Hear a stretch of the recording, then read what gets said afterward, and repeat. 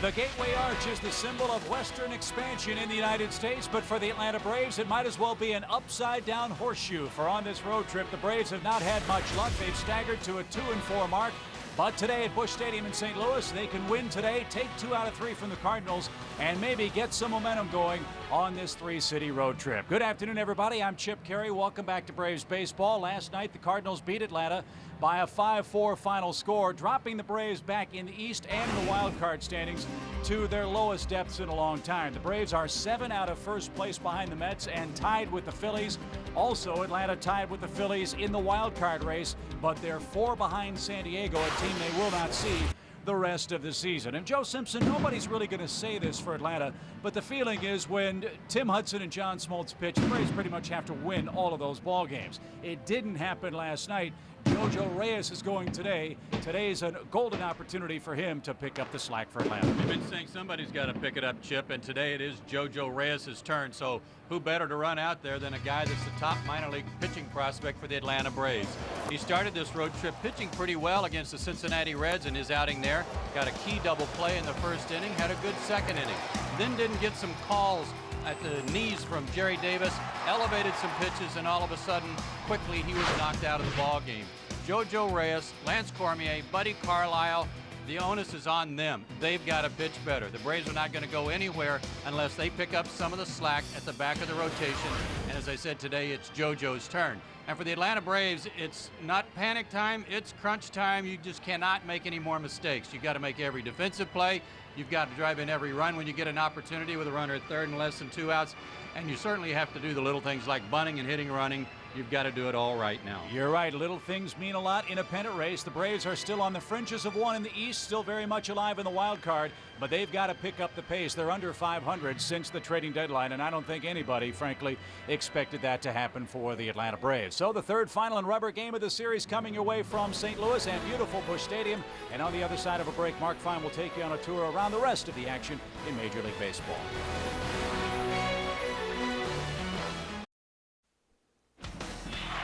Mark Fine back in our Atlanta studios. We're going to get you back out to St. Louis Cardinals and the Braves.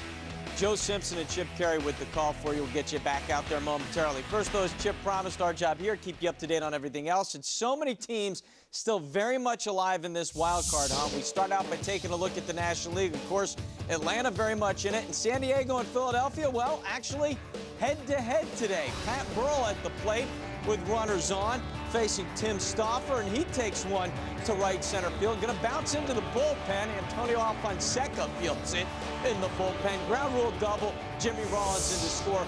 Philadelphia now up 3-0 in this game. You know, the Phillies have lost 4 straight. Bullpen 15-plus ERA during that streak, so obviously they'd like to hold on here. How about the American League wild card? Well, interesting there. Of course, Yankees fans all over the country hoping they can sneak into the playoffs. They are 6.5 back in the American League East. Seattle and New York meet next week from tomorrow in a 3-game set. New York taking on Detroit today, the team that's 5 games out in that wild card race and still very much alive in the American League Central. That's Curtis Granderson to left off Phil Hughes.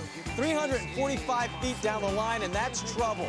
September of 2005, last time the Tigers had an inside the Parker, it was Curtis Granderson, and he's chugging home. Another one for him. Carlos Guillen is homered. Marcus Thames is homered. Jason Giambi is homered for the Yankees. A lot of scoring early in this one. 5-1. Detroit, again, 2.5 behind Cleveland in the American League Central, so their playoff hopes very much alive. Again, momentarily, we're going to have the Braves and the Cardinals. Mark Teixeira hoping to get the Braves off the schneid a little bit and back in the scoring column. Chip and Joe after a quick timeout. Keep it here on Braves TBS Baseball.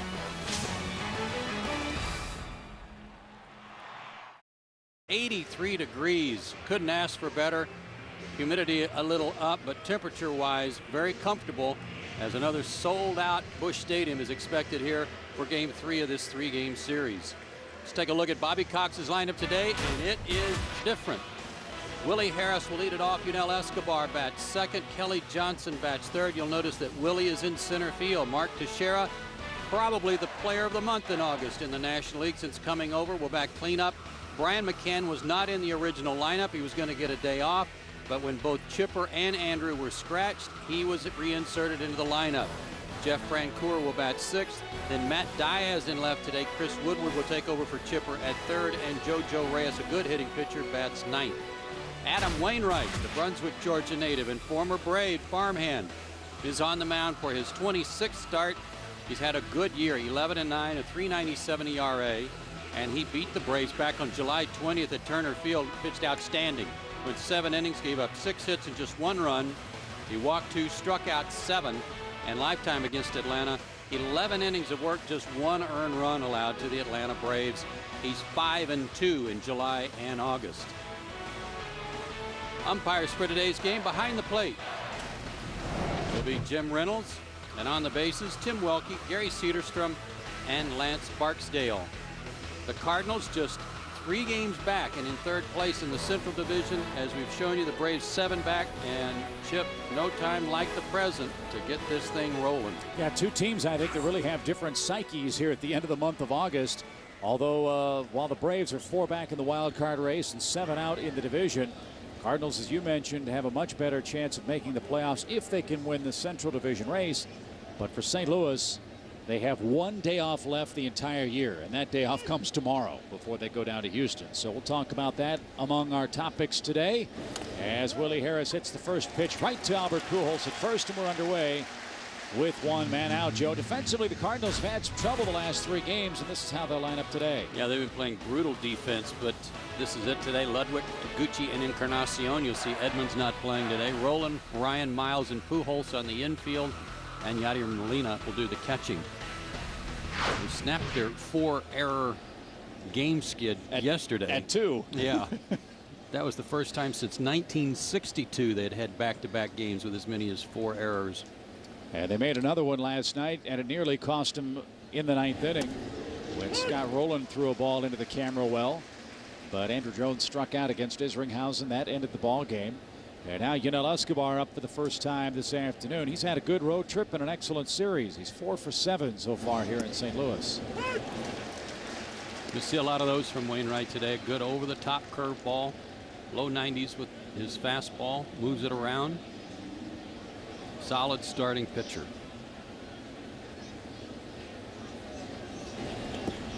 Molina knocks that ball down. And the count to Escobar, 1 ball, 2 strikes. Wainwright, if you didn't know, the #1 pick by the Braves back in 2000, came to the Cardinals in the deal for J.D. Drew. He's 6'7", 230. Makes his home in St. Simons.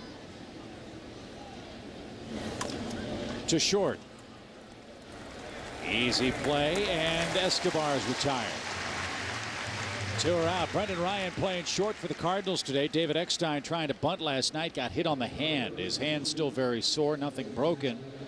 But the Cardinals are going to give him today off. He'll have all of tomorrow off before they play in Houston on Tuesday. So La Russa, much like Bobby Cox, trying to rest some of his regular players to get them ready for the final 4-week run for their respective clubs. Here's Kelly Johnson hitting 3rd for Atlanta. Chipper Jones tweaked his groin muscle again last evening in the 6th inning. Braves are hopeful he'll be able to play in Miami tomorrow night. If not, perhaps Tuesday. Chipper was in the original lineup. Andrew never was in the original lineup. Chipper was a late scratch. And that doesn't happen very often where neither one are in there together. Almost a year to the day. In fact, since Chipper and Andrew were both out of the lineup at the same time. It was September 10th, 2006 when the Braves beat the Cubs 2-1 behind Lance Cormier that day. Willie Ibar played 3rd base and Ryan Langerhans played center for Atlanta on that day. You think about that, though, and how many games back the Braves were in that race. Double digits. It didn't matter a whole lot that they weren't in there. It matters a lot right now. And the ripple effect of it is, as Johnson pops a ball foul, Bobby wanted to give Brian McCann the day off today. He's, I don't know if he's out of gas, but he's pretty close to it. He's been catching every day for Atlanta. He was not going to play today, but because Chipper and Andrew's bats were out of the lineup, Bobby couldn't afford to let McCann sit out. So he'll play today and probably get tomorrow off in Miami.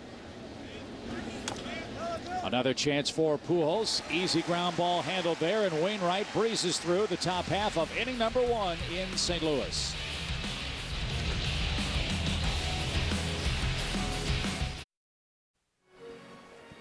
We go to the bottom of the first inning. Tony La Russa's lineup today a little different as well, with Brendan Ryan leading it off. So Taguchi bats second. Albert Pujols in August having another bang-up year. 7 homers, 13 RBIs this month.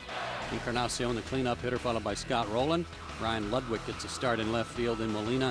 Wainwright, the pitcher, bats 8th. And Aaron Miles at second base bats 9th. Wainwright not batting 8th because he's a great hitter, but he is a pretty good hitter. Yes, he is.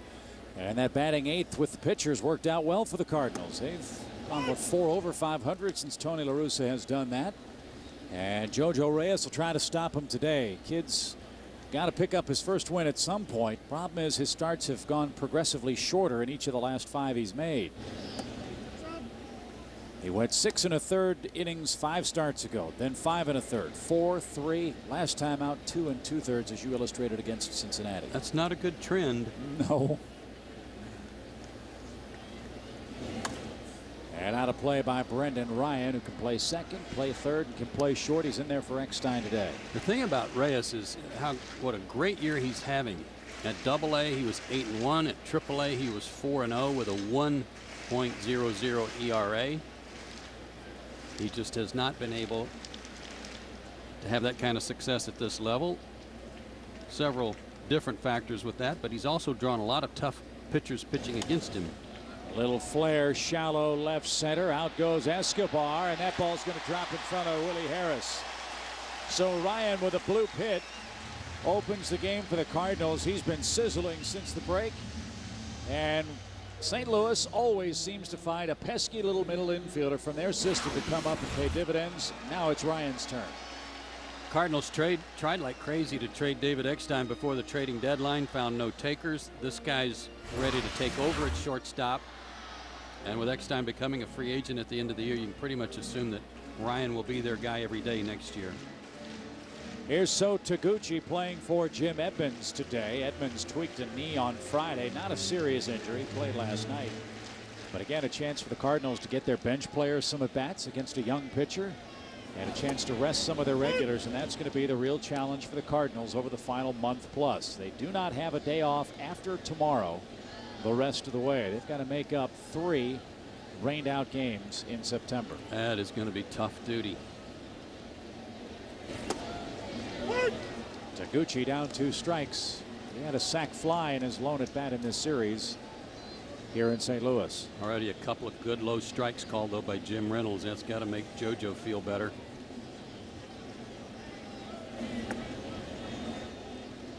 You're going to miss down to these guys, especially in the daytime in this ballpark. A great hitter's park. 375 to left and right, 400 to straightaway center. Not much of a breeze in St. Louis today. Bouncing ball up the middle. Kelly's got that to the bag for 1. High throw to first. Teixeira held the bag, and Taguchi doubled up.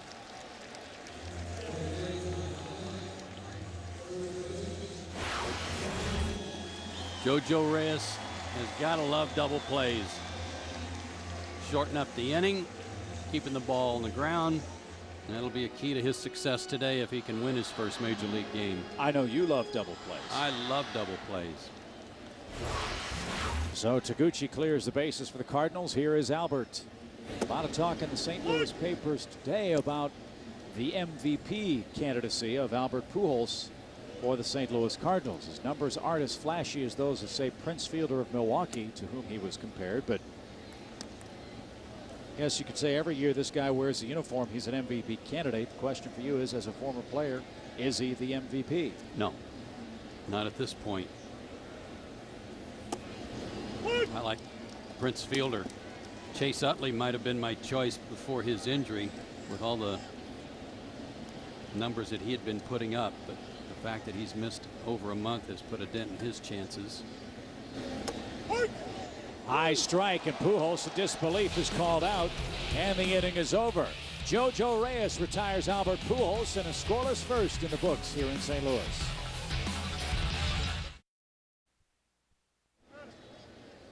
Fans joining the game with the know-how questions. The game built by the Home Depot. And if you have a question for us this afternoon, send us an email, and if chosen, we'll answer it later in the game. Send that email to tbsmailbag@atlantabraves.com, and please tell us your name and where you're from. Sizzling hot, Mark Teixeira leads things off for the Braves in a scoreless second inning. All the buzz in baseball, Joe, was Atlanta got Mark Teixeira. Here come the Braves around July 31st. It obviously has not worked out the way that Atlanta had hoped as far as the record is concerned. Teixeira's numbers are phenomenal. It's really sad when you think about what a great acquisition he was and what he has done since he came over here, giving the Braves exactly what they had hoped for and more, with, like I said, player of the month type numbers. But unfortunately, it hasn't translated to wins. And the reason it hasn't is because of the pitching. The Braves have a 4.82 team ERA in August. That's the highest August ERA since 1987. So while the offense has been very good and Mark Teixeira has been a big part of it, if you want to lay some blame on the fact that the Braves have a losing record while Teixeira's on the ball club, there it is. 1 ball, 2 strikes to Mark. And a line drive up the middle almost took Wainwright with it. So Teixeira's aboard. And to illustrate the point again, this is what we talked about in our open today. Smoltz and Hudson have been the cornerstones of the Braves pitching staff. Those two guys combined have gone 17 games over 500 for Atlanta this year. The rest of the team's starters, and there have been a bunch of them, are combined 13 games under 500 collectively. And so there you see Reyes, there you see Cormier, there you see Buddy Carlisle. You said it best. They've got to come through. They've got to pitch better if the Braves are to put together any kind of a winning streak. There's no mollycoddling it. There's no way to sugarcoat it. They have to pitch better. Here's Brian McCann. He looks at a strike call. And that's not even, you hesitate to say, well, they have to win. Well, if they don't win, they've got to put the Braves in a position where they can win. No balls and a strike. McCann jackknifes out of the way of another pitch over the inside corner. Brian had a tough night last night. His slow bat showing up, his fatigue showing up in the form of a slow bat. 4 pop-ups on the infield, struck out his last time up, and he was doing what the players call cheating on his swing. He was trying to use everything but his hands to try to get the head of the bat through there. And he's fooled by a breaking ball. 3 pitches takes care of McCann. Wainwright has his first strikeout of the game. 1 on, 1 out for Francoeur, who too has had a rough series. Adam Wainwright, of course, a good pitcher too. And there's that good sharp downer breaking ball. Didn't have anything to do with Brian there as much as a good pitch from Wainwright. Francoeur at 298, 16 homers, 81 knocked in. He's 2 for 10 against the Cardinals here in St. Louis. And that one rolled off his foot, foul past third. That'll smart. No balls and a strike. Well, the point that you're alluding to about giving your team a chance to win, the term is a quality start. That's 3 earned runs or fewer in 6 innings pitched. That calculates out to a 4.50 ERA. So whether you think that's actually a quality start or not is up for debate, certainly, but that's the standard by which a pitcher's effort is measured in the big leagues these days. Again, Hudson and Smoltz have combined for 41 quality starts. The rest of the staff 65. Yeah, I'm not crazy about that stat, but at least it's uniform for everybody to make some comparisons to. And your point, again, to elaborate, you don't have to pitch 7 innings of shutout baseball. That'd be wonderful. But if you keep it at 3 into the 6th or 7th inning, your bullpen then has a chance. And with his offense, you like your chances on a day-to-day basis. Exactly. It's just that you expect to get and have been getting such great run support. And when you're down 5-1, 4-1, 6-2, you're spending a lot of energy just coming back to tie the game. And last night was such a rare occurrence, but it's going to happen. You give Tim Hudson 3 runs to work with and he doesn't win. I mean, that's a shot out of the blue when that happens. Broken bat liner into left center field. That's going to drop in for a hit. Francoeur hobbles to first. That foot's killing him. But he's got a hit that'll make it feel a little bit better. 2 are on with 1 out for Matt Diaz. And Scott Rowland almost got nailed by the head of the bat. He watched the flight of the ball, and the bat went pinwheeling right by him. Just missed.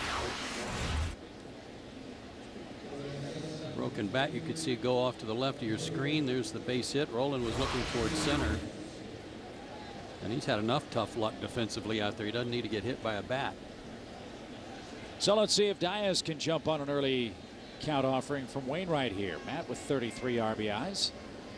And his average at 343 on the season.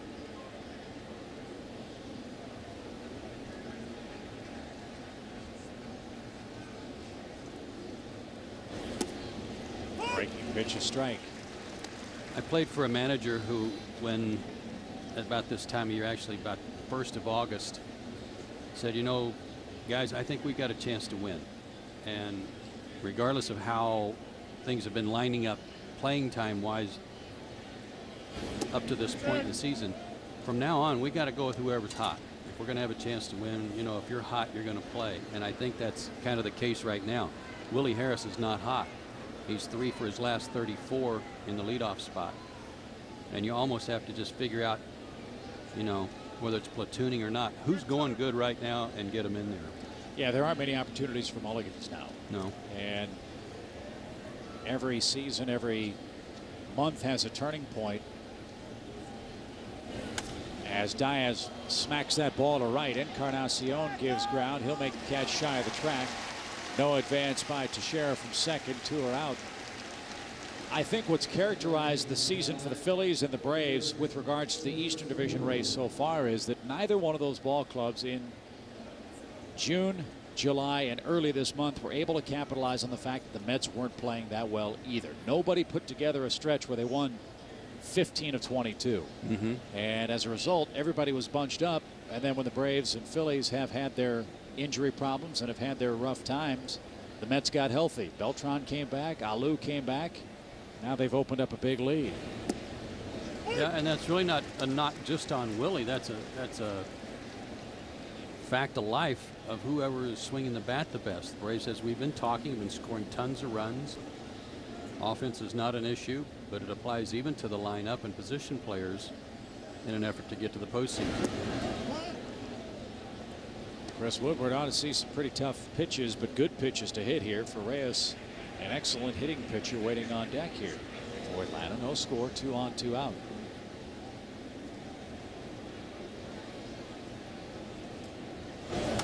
Line drive, Ryan at short. That ball was smoked. Woodward hit it hard, but lines out to end the inning. 2 hits, 2 left, scoreless, middle of the second. Chip and Joe with you from St. Louis. A lot of Braves fans always come to town when the Braves make their one and only appearance here at Busch Memorial Stadium. And they're hoping JoJo Reyes can pick up his first major league win today. He'll face the middle of the Cardinals order here in a scoreless second. Encarnacion starts things off. It's not a true platoon, but it's pretty darn close to a platoon for the Cardinals now at right with the emergence of Rick Ankiel from the Cardinals minor league system. Encarnacion's not too thrilled with that. But you see, his power numbers aren't that good. He has just 8 home runs. Ankiel's been here for about 5 minutes and has half that many. Yeah, and he missed, Encarnacion missed quite a bit of the first part of the season with a bad wrist. So speaking to your point about playing who's hot, might be the case. Another broken bat. Bouncer to second. Easy play, 1 out. The players really like these maple bats because they say they're hard. But if you don't hit one right on the sweet spot, they blow up. I'm not sure what the advantage is. You can scare the Bedickens out of the infield when the bat explodes. Maybe they'll misfield a ground ball. Sad part is somebody's going to get hurt. Yeah. Here's Scott Rowland. Rowland also off here power-wise. He's got a bad left shoulder that he told me yesterday is probably going to have to get operated on again in the offseason. It's so bad when he swings, his left hand comes off the bat. There are times where he'll swing and miss, and it looks like his hand slipped off the bat, but it's like he took it off rather than finish the follow through because of the pain.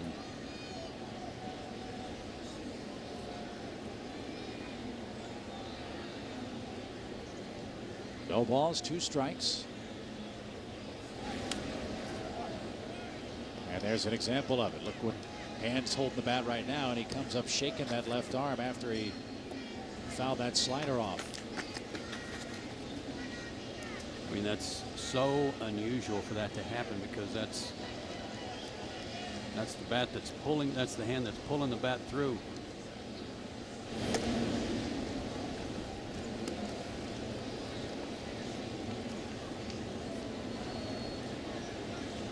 Now this is the time of year when a player who feels like he's on a team that can win a championship will say, I can be hurt in the offseason.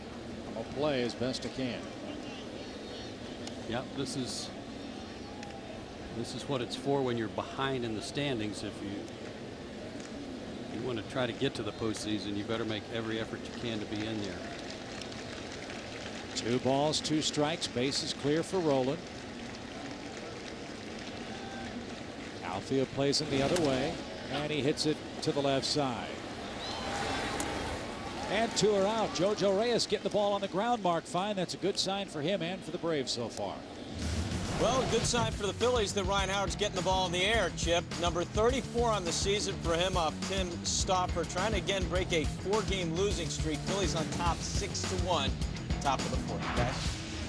All right, Mark, thank you very much. So if the Braves can win, if the Phillies can win, they can pick up a game on the wild card leaders. Mark mentioned Tim Stauffer is pitching today. That's Chris Young's spot in rotation. He's got a bad back. Padres don't think that's going to be a long-term problem, but if he goes down, that could be a big problem for the Padres, whose team strength, but obviously, is their starting rotation. Ryan Ludwig inside the bag, fair down the left field line. That ball's going to bounce off the seat of the Cardinal ball boy down there, and Ludwig strides into second with a 2-out double.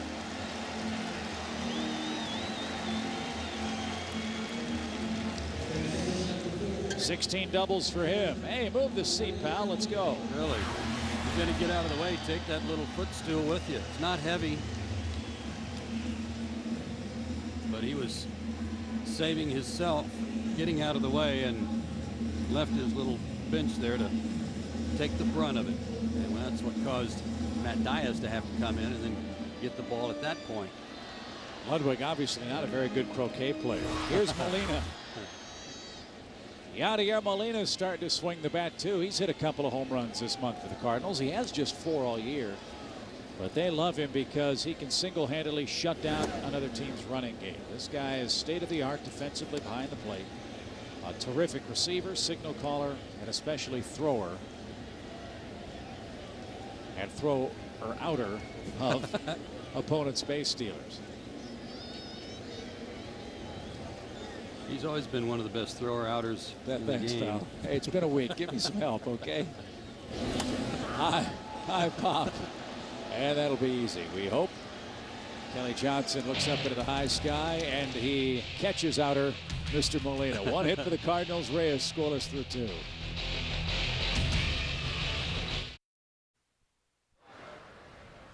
Fans, now it's time for the My Boys news and notes around the league. Boston's Tim Wakefield's red hot. He's won 11 of his last 14 starts. How about the Seattle Mariners? Keep your eye on them. They've got a 3-game series with the Angels beginning Monday. The Mariners just 1 game back of the Angels of Los Angeles and Anaheim in Orange County in Southern California. And Eric Bedard, did you know that he's leading the major leagues in strikeouts? He's on the hill for Baltimore today. He's 13-4, 218 strikeouts for a Baltimore club that's struggling right now. You can catch all new episodes of My Boys Mondays at 10 o'clock, 9 o'clock Central, right here on TBS. Who's going to win the Cy Young in that American League? I mean, you've got Beckett and Wakefield, 16 wins apiece for that Boston Red Sox club. You got John Lackey with 15. Fausto Carmona, Sabathia, Santana, Holiday, and Escobar all with 14 wins. Chin-Ming Wong of the Yankees also up there with 15. What a race that's going to be. A hard Hard hit ball by Reyes. Good play, Albert Pujols. Robbing Reyes of a hit. He won a Rawlings Gold Glove last year, and he's turned in some very good defensive plays in this series. And here's another, robbing Reyes of extra bases. JoJo can swing it. Watching Ron Mayhay take batting practice today too, the newly acquired relief pitcher, and he had played in the big leagues as an outfielder his first try before switching to pitching, the reverse of Ankiel. Mayhay can swing it. Yeah, he's got a major league home run to his credit, does Mayhay. As Willie Harris back to the top of the order we go. He rolled out in the first pitch of the game and was retired by Albert Pujols. Rolling in at third, thinking about a bunt. As Harris now a 2-ball, no strike count.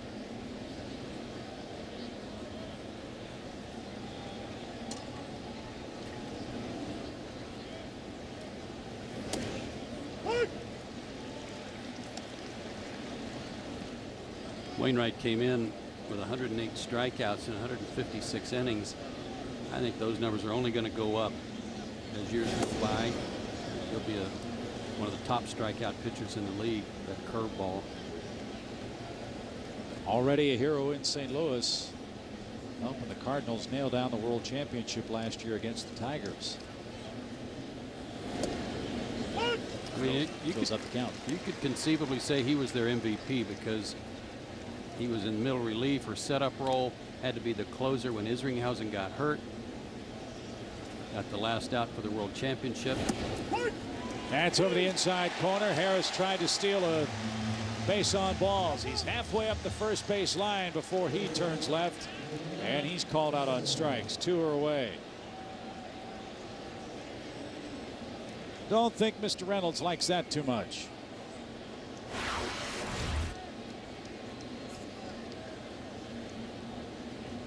Like a good pitch. It came back. Willie might have thought it was high, but it looked like a good one. So 2 are out for Escobar.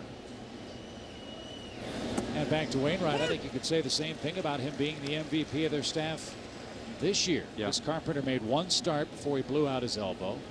Mark Mulder has missed the entire year. They've really had a patchwork rotation all season long. Yet Wainwright's been the one guy that's made all of his starts. This is 26th of the year. Look at that hook. He's done everything they've asked him to do, whether it was long relief, setup work, closing, and now starting. And he's done it well. He's pitching like Matt Morris used to with the Cardinals. Looks a little bit like him standing out there. He's taller, of course. And that's another name the Cardinals tried to get at the deadline. The Giants decided to move him on to Pittsburgh. The Giants got a good player there, Rajai Davis. 1-2 count. Slow curve, beaten towards short. Ryan to his right.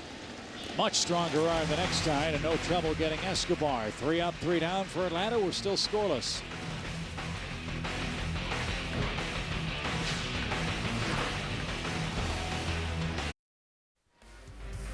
Fans, remember, TBS is your new home of Major League Baseball's postseason. This October, you can watch exclusive coverage of the National and American League Division Series and the National League Championship Series in high definition right here on TBS.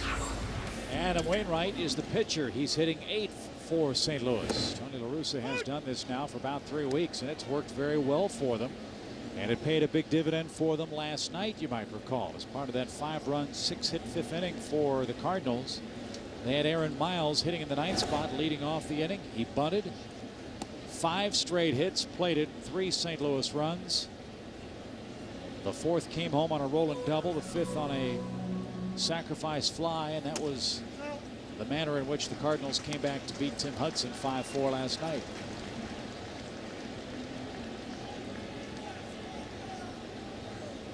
I don't think the pitchers minded so much for the Cardinals, but some of the position players haven't been particularly thrilled. Well, what I'm puzzled by is if it was such a good idea to go to it and have the pitcher start batting 8 4 weeks ago, why wasn't it a good idea all year long? That's over the outside corner, strike three What makes call. it such a good idea now? Well, we'll talk about that in a moment as we check back in with Mark Fine in our Atlanta studios. Hi, Mark. Hey, Chip, you know, Joe was talking about the greatness of Eric Bedard last half inning. Well, not so great today. Minnesota's really gotten to him. 0-4 against him, and he's given up 4 runs in this game. Guy who had a 2.20 ERA and winning 9 straight decisions. It's now 4-2 Minnesota, guys. Yeah, 9-game winning streak has been an unlucky number the last 2 days, huh? Tim Hudson's 9-gamer came to an end last night. Bedard in trouble early today. As Aaron Miles up, base is clear. You're right. I mean, it's a fair question about the pitcher hitting eighth for the Cardinals. I mean, you could say the same thing when they had real good offensive clubs. When Big Mac was here and Roland and Pujols, why not hit the pitcher eighth then for St. Louis? Escobar up the middle. Good play. Goodbye. 2 out.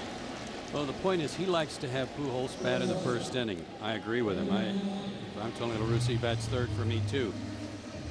And the gist of having a pitcher bat 8 is that he feels like if he bats him 8, then another player for Pujols next at bat, the subsequent at bats, he might have more guys on base in front of him than just the 2 that follow the pitcher. The pitcher's batting 9th. But it's hard to predict that that's going to happen, number one. And number 2, I think it can cost you as many opportunities to score as it presents you. And another example of that came in the 4th inning yesterday. 2 are on, 2 are out. The pitcher spot was up instead of an 8th place hitter. Braves got Ryan Ludwig to fly out. That ended that scoring threat. And then they started off with the number 9 spot in the next inning. Exactly. And you think about how many opportunities in the Braves lineup, RBI chances come up with the 8th place hitter, Kelly Johnson, when he was down there, Escobar. Little pop into shallow right, but Frank Coeur is going to catch up to it. Good inning. And a very good inning for JoJo Reyes. He's dealing today, folks. Just 2 hits allowed through 3 scoreless innings at Busch Stadium in St. Louis.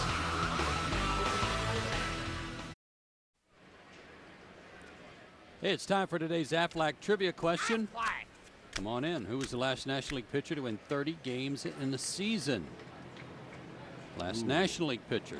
Not Denny McClain in the American League. I'm going to guess Dizzy Dean. Me too. The old gas house game. Yeah. Here's Kelly Johnson. As we came back from break, beautiful view of the St. Louis riverfront, mighty Mississippi, the Gateway Arch. You know, you can ride up to the top of the arch. There's another chance for Pujols. Pitcher does his job. And Wainwright getting his share of ground ball outs today.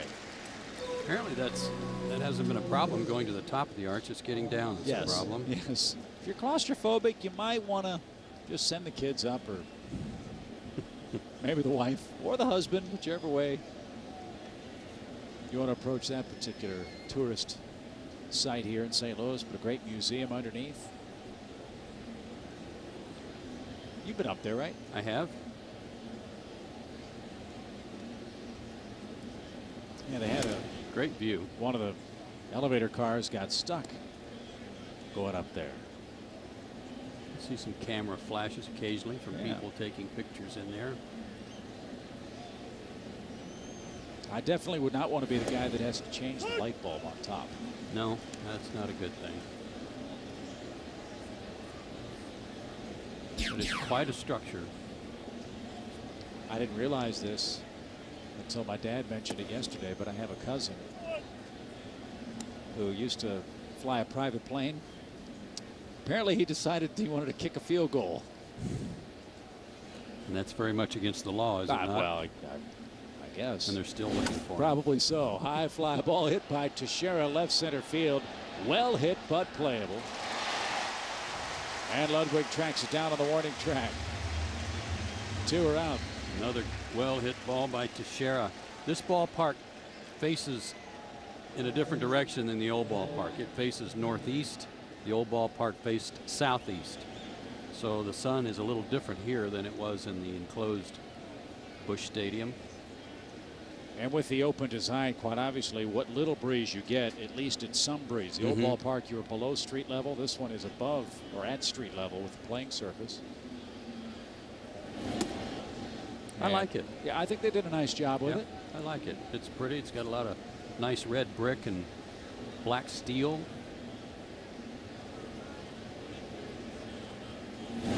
It looks good on TV, which for the architectural firms, that's hugely important, obviously. I just know that we don't sit staring into the sun and Yes. it baking us in the booth anymore. Yeah, no longer are we medium rare by the time we get to the airplane on a Sunday.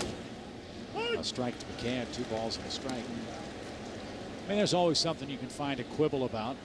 The great history of the Cardinals with their 10 World Championships. They've got the World Championship flags up above the out-of-town scoreboard on the right side of the diamond. That ball into center field, playable for So Taguchi. He's got it, and that'll retire the side. 8 straight retired by Adam Wainwright. He's given up just 2 hits.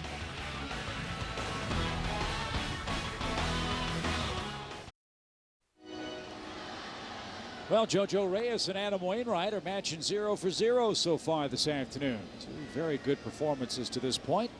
And now Reyes into the 4th inning with Taguchi, Pujols, and Encarnacion coming up for the Cardinals. And a bullet hit foul into a sea of red here in St. Louis. A strike to So Taguchi. One of the things JoJo's doing well today, though, is trying to get ahead. First pitch strikes, a lot of fastballs on the first pitch, and So was ready for that one. Taguchi, obviously a huge Wayne Gretzky fan. Yeah. Digs back in. 1 ball, 2 strikes.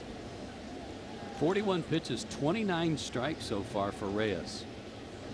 Bobby was really bragging on him despite the short outing the other day in Cincinnati. He was talking about he liked his approach, he liked his makeup. Hard hit ball. Oh, Whoa. what a pickup to Shera. Boy, they've dazzled at first base today, haven't they? Outstanding play. 1 out. Terrific play, and that one saved extra bases.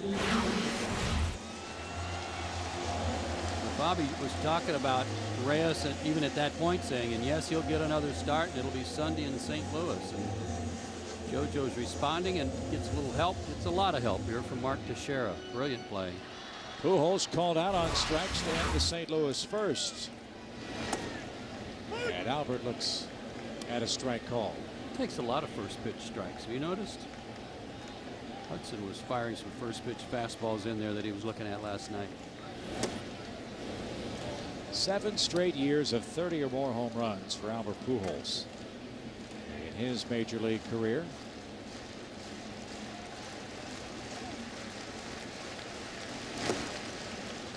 Yeah. Had a little action on that one running away.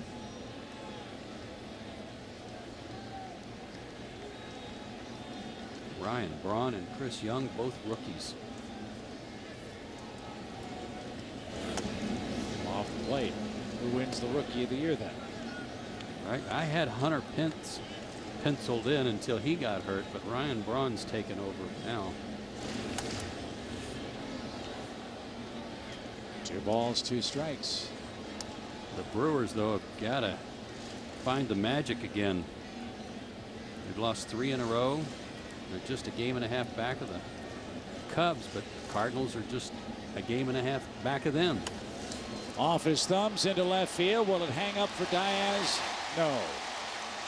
1 out single for Pujols. He's 1 for 2 today. Time for the answer to the Aflac trivia question. The last National League pitcher to win 30 games in a season was the question. And the answer is Dizzy Dean back in 1936. Excuse me, 34. 30-7 with a 2.66 ERA. He had 24 complete games and 7 shutouts. He only pitched 311 innings that year. Oh, yeah. 311. Slacker. He led the league in strikeouts, shutouts, and wins. The next year, he went 28-12 and threw 325 innings.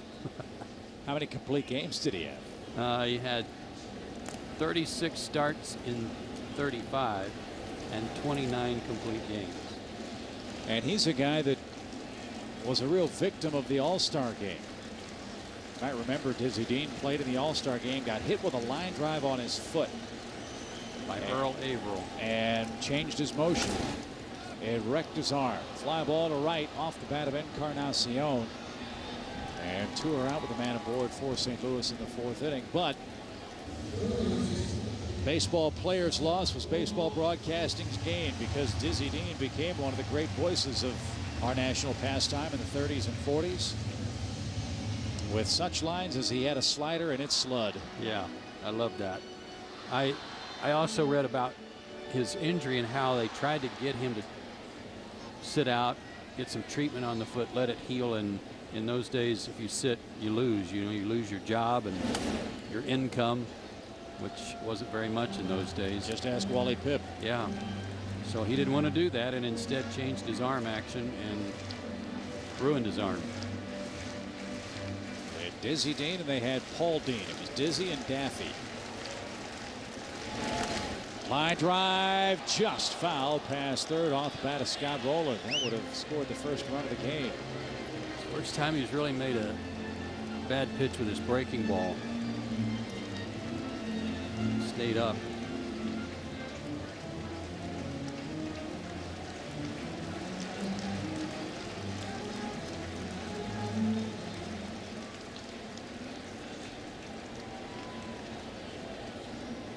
No balls, 2 strikes, Scott Rowland.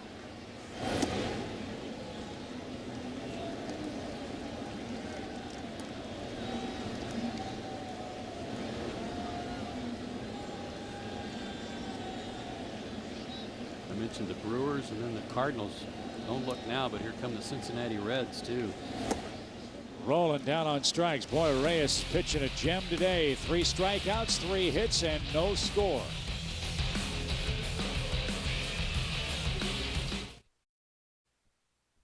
Braves TBS Baseball, brought to you by Wagner. Paint fast, paint smart, and by Hanes. Look who we've got our Hanes on now. Beautiful view of the Jefferson Expansion Memorial in downtown St. Louis on the banks of the mighty Mississippi. Chip and Joe with you from Busch Stadium, where we have no score through 4 innings of play. It'll be Jeff Francoeur, Matt Diaz, and Chris Woodward up for Bobby Cox and the Braves today.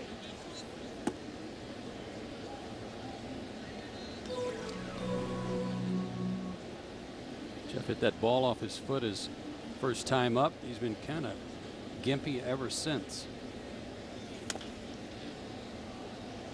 Foul past third, 1 ball, 2 strikes. You mentioned here come the Reds. They are clobbering the Marlins 9-3 now in the 7th inning in Cincinnati. A lot of folks wonder if Pete Mackanin will be the manager of that Reds club beyond this season. He is an interim manager. There has been some speculation that at season's end, Tony La Russa could wind up in Cincinnati. Bob Castellini, who owns that Cincinnati club, was a minority owner with the Cardinals and has a great deal of affinity for both Tony La Russa and Walt Jocketty, the Cardinals general manager.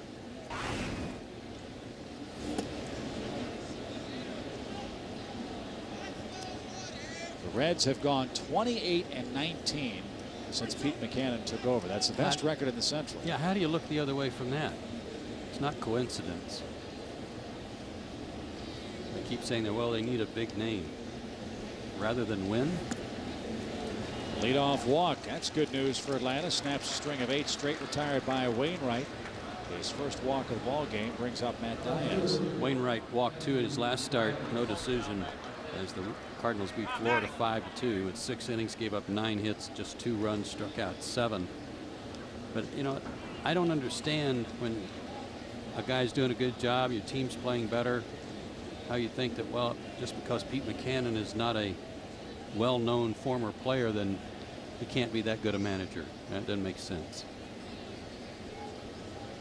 Diaz up first to throw to first. How about these 2 guys managing today? How great of players were they in the big leagues? They weren't. Right. They weren't. They weren't Hall of Fame type big name players. They didn't lead the league in any categories. And yet they're near the top in all-time wins as managers. Yeah, the 2 active managers with more wins than anybody else. So, yeah, I mean, you're right. I don't disagree with you. I guess in the minds of some in Cincinnati, and I'm just going by what people have written in the newspapers and what I've heard on the talk radio shows, when they hired Jerry Narron was also not a household name. When he took over halfway through a season, which has been the pattern for the Reds the last 3 or 4 managerial jobs that have been handed out there. They played very well for 2.5 months, had big expectations the next season, and did not fulfill them. Well, they're like a lot of teams. They need pitching. Yeah. And the Reds have not drafted well in terms of pitching in recent years. They've got a couple of guys waiting in the wings for next year, like Homer Bailey, but they tried to rush him up there this year, and he wasn't ready. And Bobby Livingston, the left-hander who was so tough against the Braves, tore his labrum. He's out. He's going to have surgery, it would appear, for Cincinnati. That's a crippling loss for them. As Diaz now a 2-1 count. No score. We're already in the 5th inning in St. Louis. Braves will head down to Miami and get ready for the Marlins tomorrow night.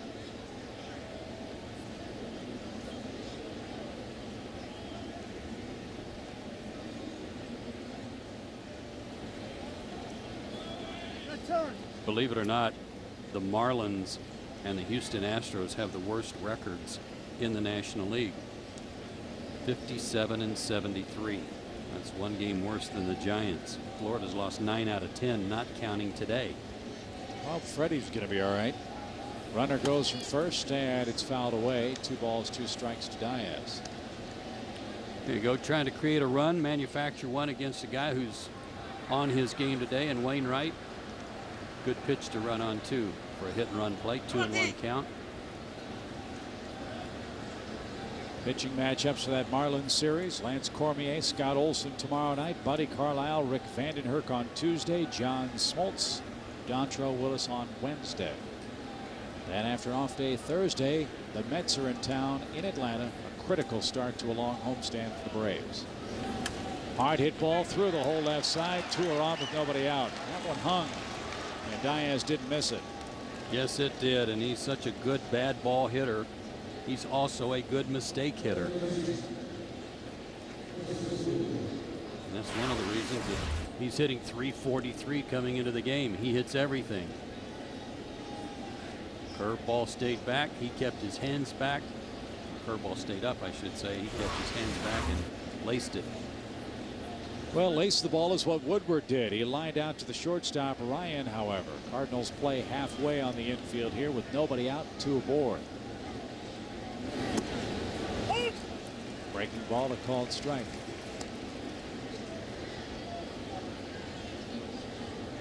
Would you bunt here with Woodward? It's a temptation. And then maybe if you were down a run, you'd think about it. He's swinging the bat pretty well. Had a pinch hit, base hit already in this series.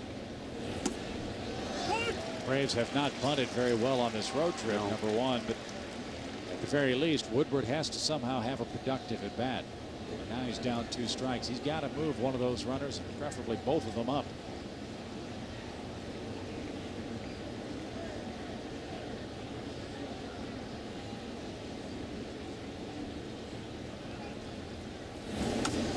Breaking ball, foul to the right side.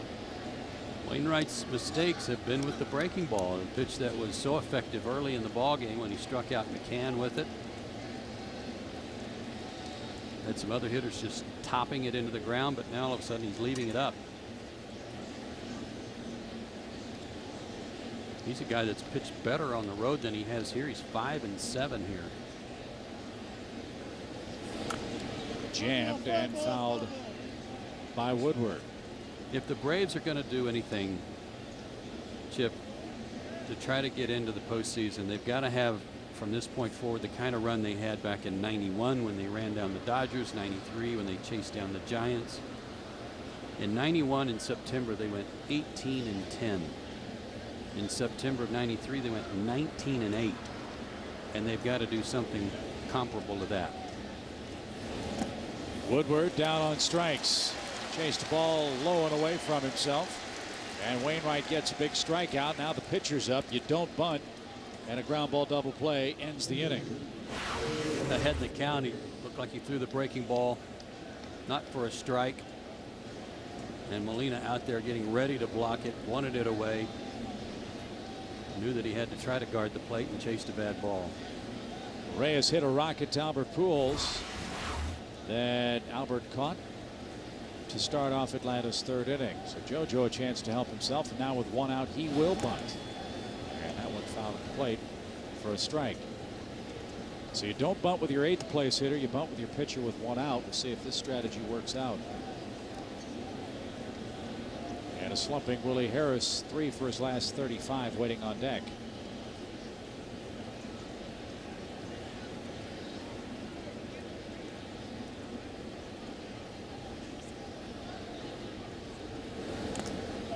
Two.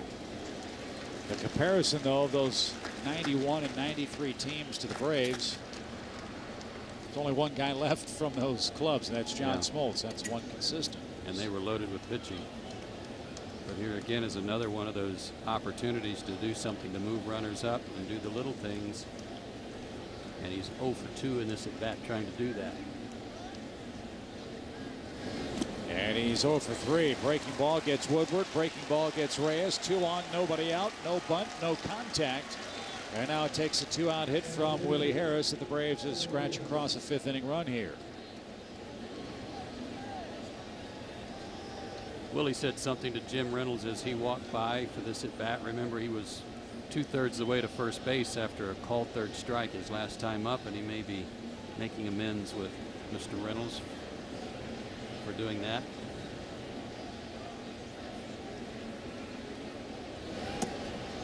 Backs away from the inside corner. 1 ball, no strikes. The arms in the outfield for the Cardinals. Encarnacion's very good in right. Taguchi very accurate in center. I've not seen Ludwig throw in left. He's got a good arm.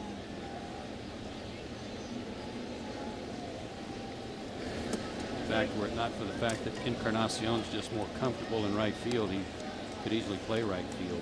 And you know, Keel, who's not in the starting lineup, can throw from any position for St. Louis. Well, Josh Hamilton in Cincinnati's got a big arm too. Got to see that during that series. That's something I'd like to see them do at the All-Star game. Have a skills competition with the outfielders. Try to throw a ball in a trash can, maybe. It's sitting at home plate. Get the right fielders out there. Have a pop fly. Have them set up and throw it to the plate. See how many out of 10 they can get in the bucket. All the arms. Francoeur, for example. It would be great for the fans. It would be pins and needles times for the ball clubs. It'd scare them to death. Yep. Fear of injury. Well, looky here. Willie Harris, 3 for 35 of late, has a 3-0 count with 2 on and 2 out.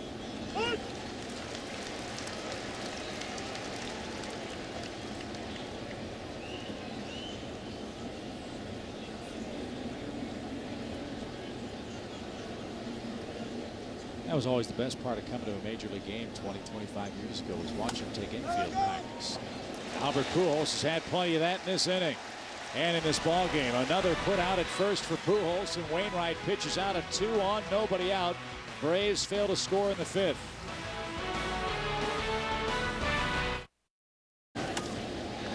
First pitch line drive off the bat of Ryan Ludwig for the Cardinals. He's 2 for 2. And the Braves had 2 on, nobody out in the top half of this 5th inning. Didn't bunt, did not score, and now Reyes will go to the stretch early and often here in the 5th inning for Atlanta. And Ludwig's taking advantage of what he was watching during the course of the last inning and the inning before, with a lot of first pitch fastball strikes from JoJo, so he was ready for that one.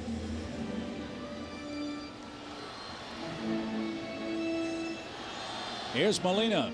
He popped out his first time up. He's hitless so far in the series, but this guy's been a Braves killer. Keep an eye on Molina.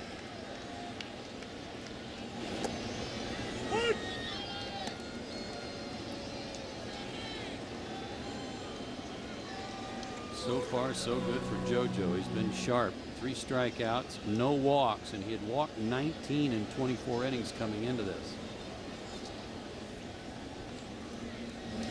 Breaking ball, trouble. That's into the left field corner.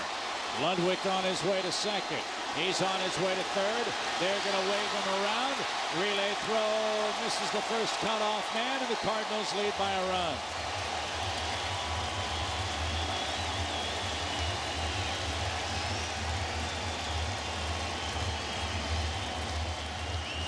Back-to-back hits for the Cardinals. And Wainwright, the pitcher, coming up with a lead now. You figure he will be bunting with nobody out. And again, it was that breaking ball that got hit last inning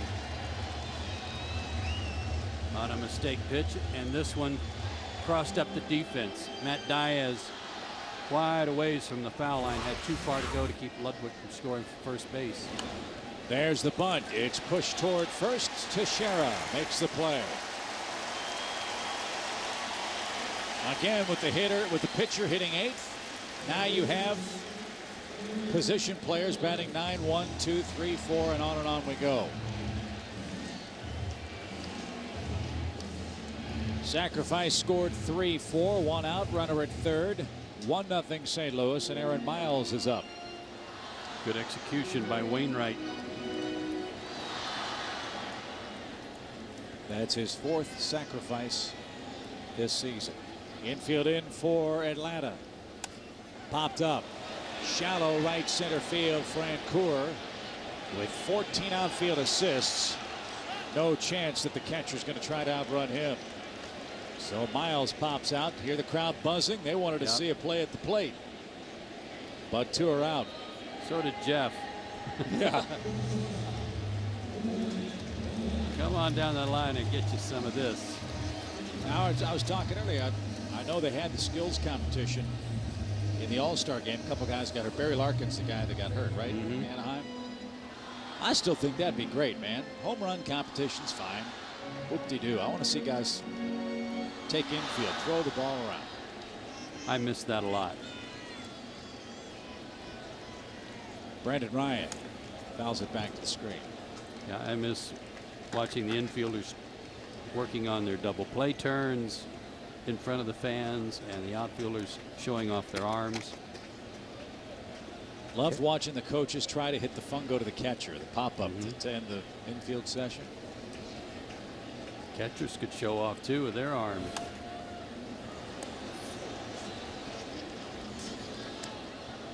Two strikes to Brendan Ryan, who's been a real spark for St. Louis. Again, whoever's hot's going to play for the Redbirds, and they're trying to heat it up here.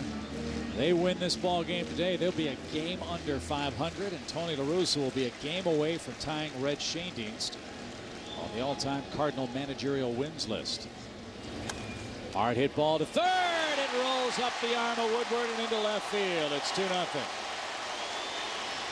And he's going to move on to second. Hustling play by Ryan.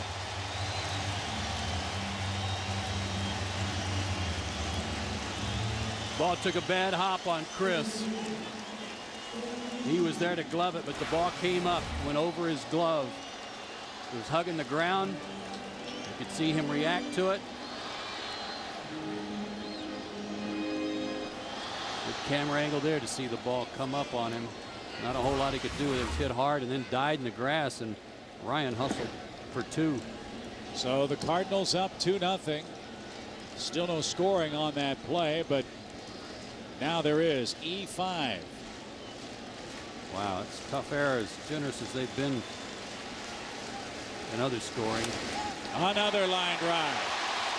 Here comes Ryan around third. No play. Cardinals have struck for three.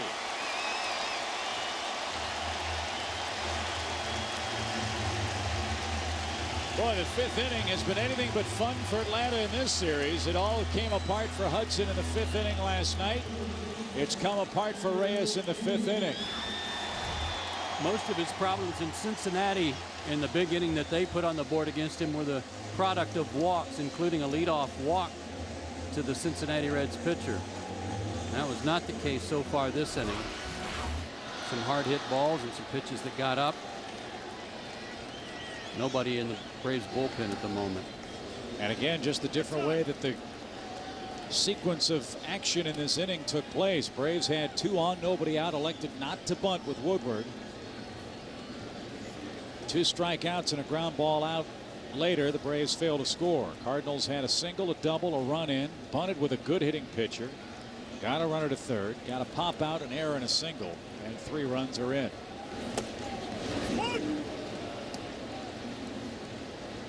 And now you've got to face Pujols, and this is the situation that Tony La Russa likes. Man on when Pujols is up, because he is, as you know, a game-changing man at the plate.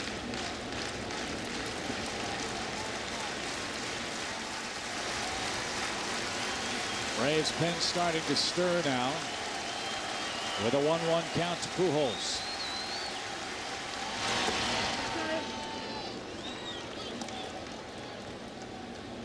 You know, the Cubs are paying close attention to this ball game. They're playing out in Arizona later on. Same story for the Brewers. They'll be in San Francisco to play the Giants.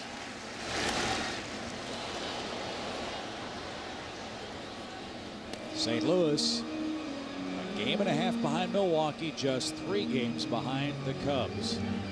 I like their pitching. I like St. Louis's rotation. Got Wainwright, Pinheiro now. He didn't pitch that poorly last night, but got a no decision. And Pujols down on strikes. Don't forget, they're going to get Mark Mulder back in about a week and a half, and that'll be a big lift. Cardinals get 3 in the 5th.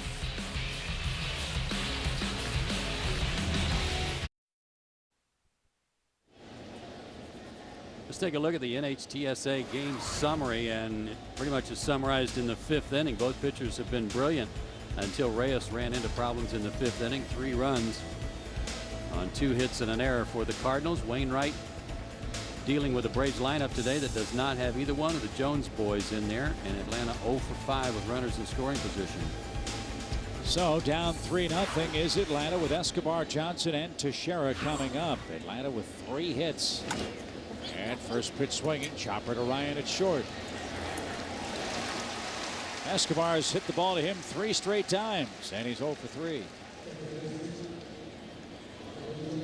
Here's Kelly Johnson. Kelly 0 for 2. He's played pepper with Albert Pujols twice. And the Braves are finding themselves in a spot against the Cardinals you do not want to be. St. Louis this year is 43-1 when they've led after 6 innings. Their bullpen has been remarkably good. The bullpen's record's like 24-8, something like that.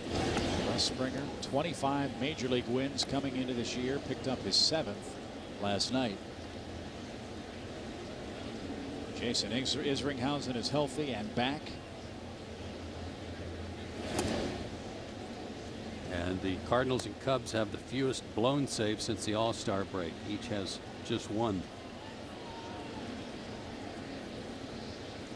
Since the break, the most belonged to, who would have ever guessed, the San Diego Padres. Ground ball towards second. 4 pitches, 2 outs.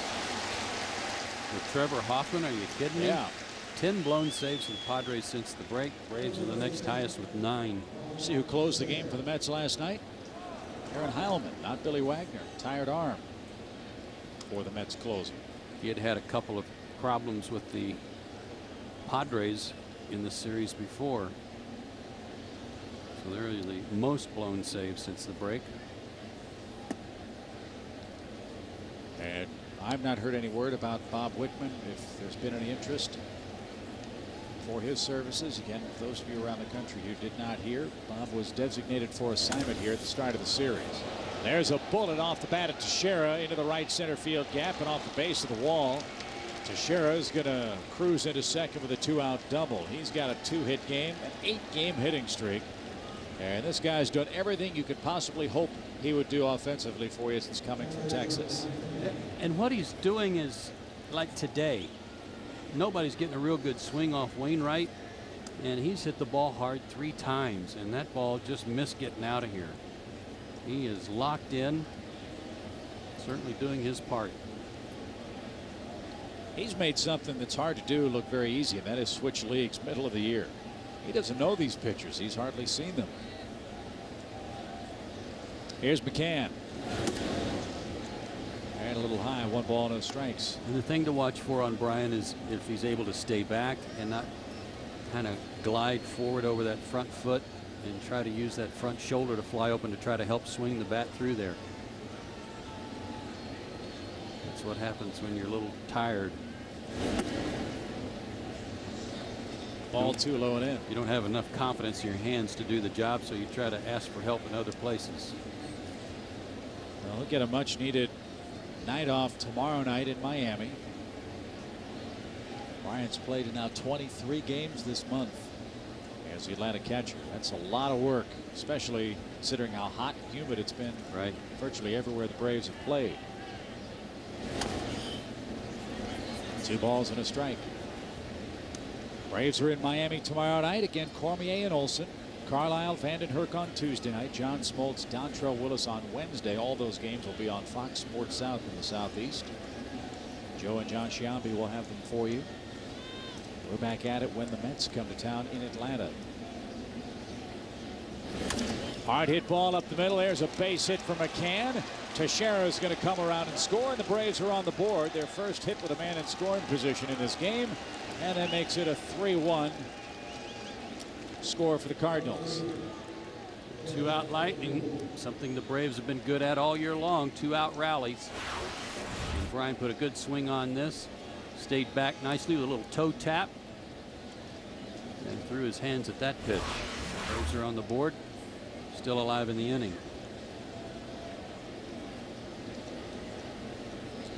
So that's the 260th run this year the Braves have scored with 2 outs. Astounding. More than a run a game. In fact, almost 2 runs a game at this point in the season for Atlanta with 2 outs. Let's see if Francoeur can tie it. He's been on base twice. He's singled, he's walked. His average a point shy of 300. And Jeff went around. He looks back at Jim Reynolds in disbelief. No appeal on that call. Francoeur thought he checked his swing. Now he'll argue and take a little walk. Now, no appeal made there. Reynolds made that call on the check swing. No, he didn't go. Reynolds barking at the Braves dugout. 1 ball, 1 strike.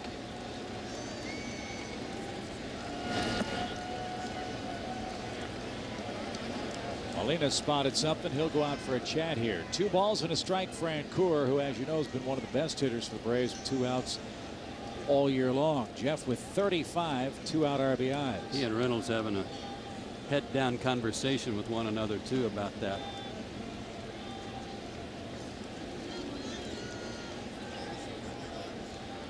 As Molina makes his way back to home plate, fans show the world what a real fan looks like. Reenact an immortal postseason moment, and you could win a trip to the World Series. Just go to Actober.com for your chance to win. Did Ozzie Smith ever take the field and do that somersault, the backflip during the playoffs? You know, he always did it opening day with the Cardinals. I remember watching that as a kid. Jeff gets that call. 3 balls and a strike. It's too cold to do backflips here in St. Louis in October.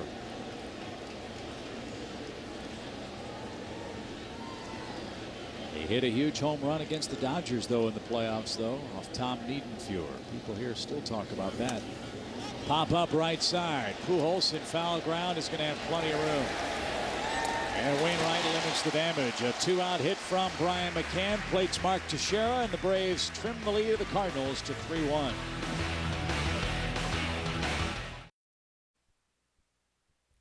Braves TBS Baseball. Brought to you by Cheez-It Crisp. Get your own bag. And by Aflac. Ask about it at work.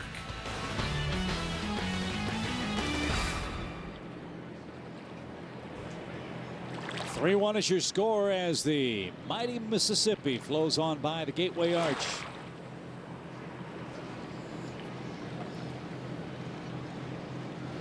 Beautiful scene there, isn't it? You bet.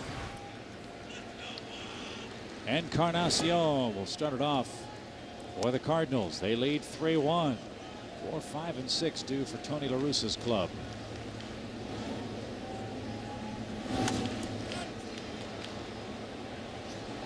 That will reach the seats.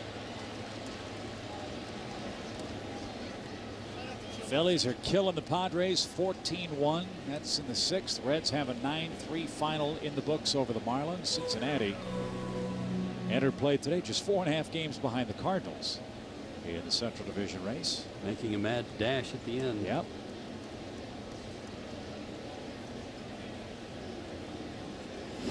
Swing and a drive left field line. If it's fair, it's gone.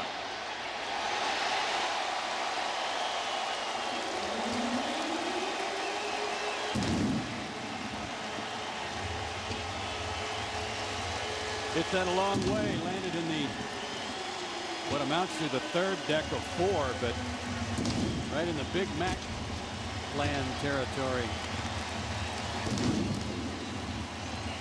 9 home runs for Encarnacion, 8 allowed by JoJo Reyes. Bell tie coming into him on the inside 3rd. Encarnacion waited a long time to see if this ball was going to hook around the pole before he took off. But it was a home run and a long one.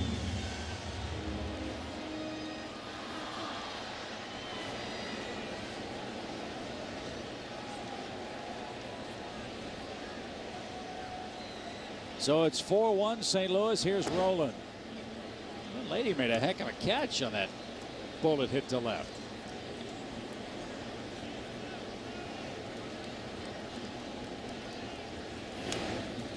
That's ripped straight back foul. 1 ball, 1 strike. I don't think she had any choice.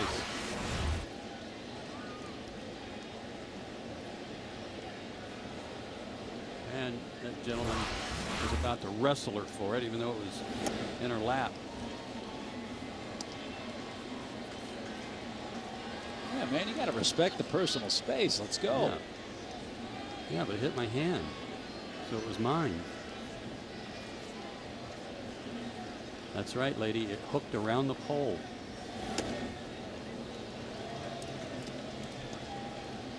Well, if she decides to sell that on eBay, I think she'll come up a few bucks short of the Barry Bonds ball. Maybe not by much, but shy nonetheless. Fly ball center field, a rare chance for Willie Harris in today's game. Next catch, Roland flies out. He's 0 for 3 and 1 away. Well, the Cardinals are hot, no doubt about it. At the end of the year, doesn't matter how many you win, as long as you win 1 more than everybody else. They've picked up 6 games in a month. They've done most of that work by crushing the Milwaukee Brewers. And the Cardinals, counting today's game, have 35 games left on their schedule. 17 of those 35 are against losing teams. They'll play the Cubs and Brewers 8 more times. 5 with the Cubs, 4 of them here in St. Louis, 3 on the road against Milwaukee. Braves have 32 left, roughly 5 weeks left in the season. It's like an old baseball sage told me one time, you know, if you think about just picking up a game in the standings a week, you'll be knocking on the door at the end.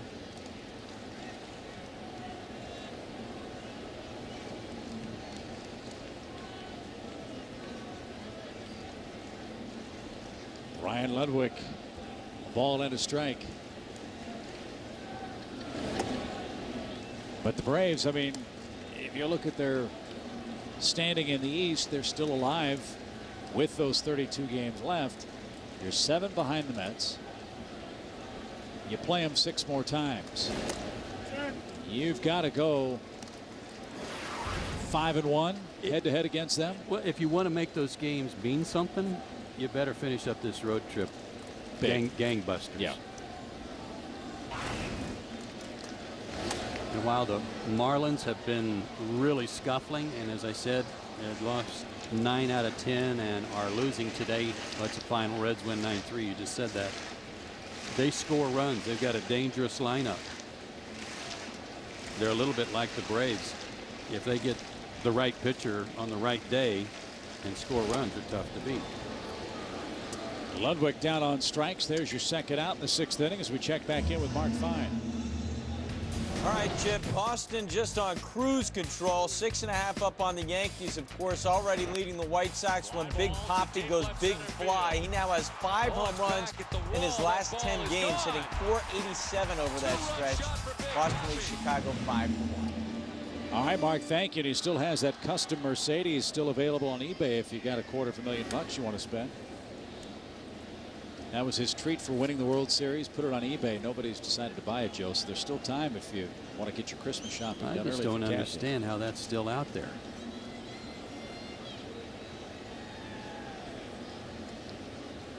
Yadier Molina, the hitter. You know the old saying, you can't drive your house, but you can live in your car. Yeah. Well, he could drive that down to your neighborhood just to drive around the street a couple of times. It'd be gone. Yeah. Bad Sold. chance. Wrong carry, pal. 2 balls and a strike to Molina. 4-1. St. Louis is in front. Braves have gone 1-6 this year against the Reds. They've got to face the Marlins next. And despite the fact that, as Joe mentioned, Florida's had all kinds of trouble of late, Braves have not historically played very well in Miami. And that's been the site of a couple of heartbreaking losses for this Atlanta team this year.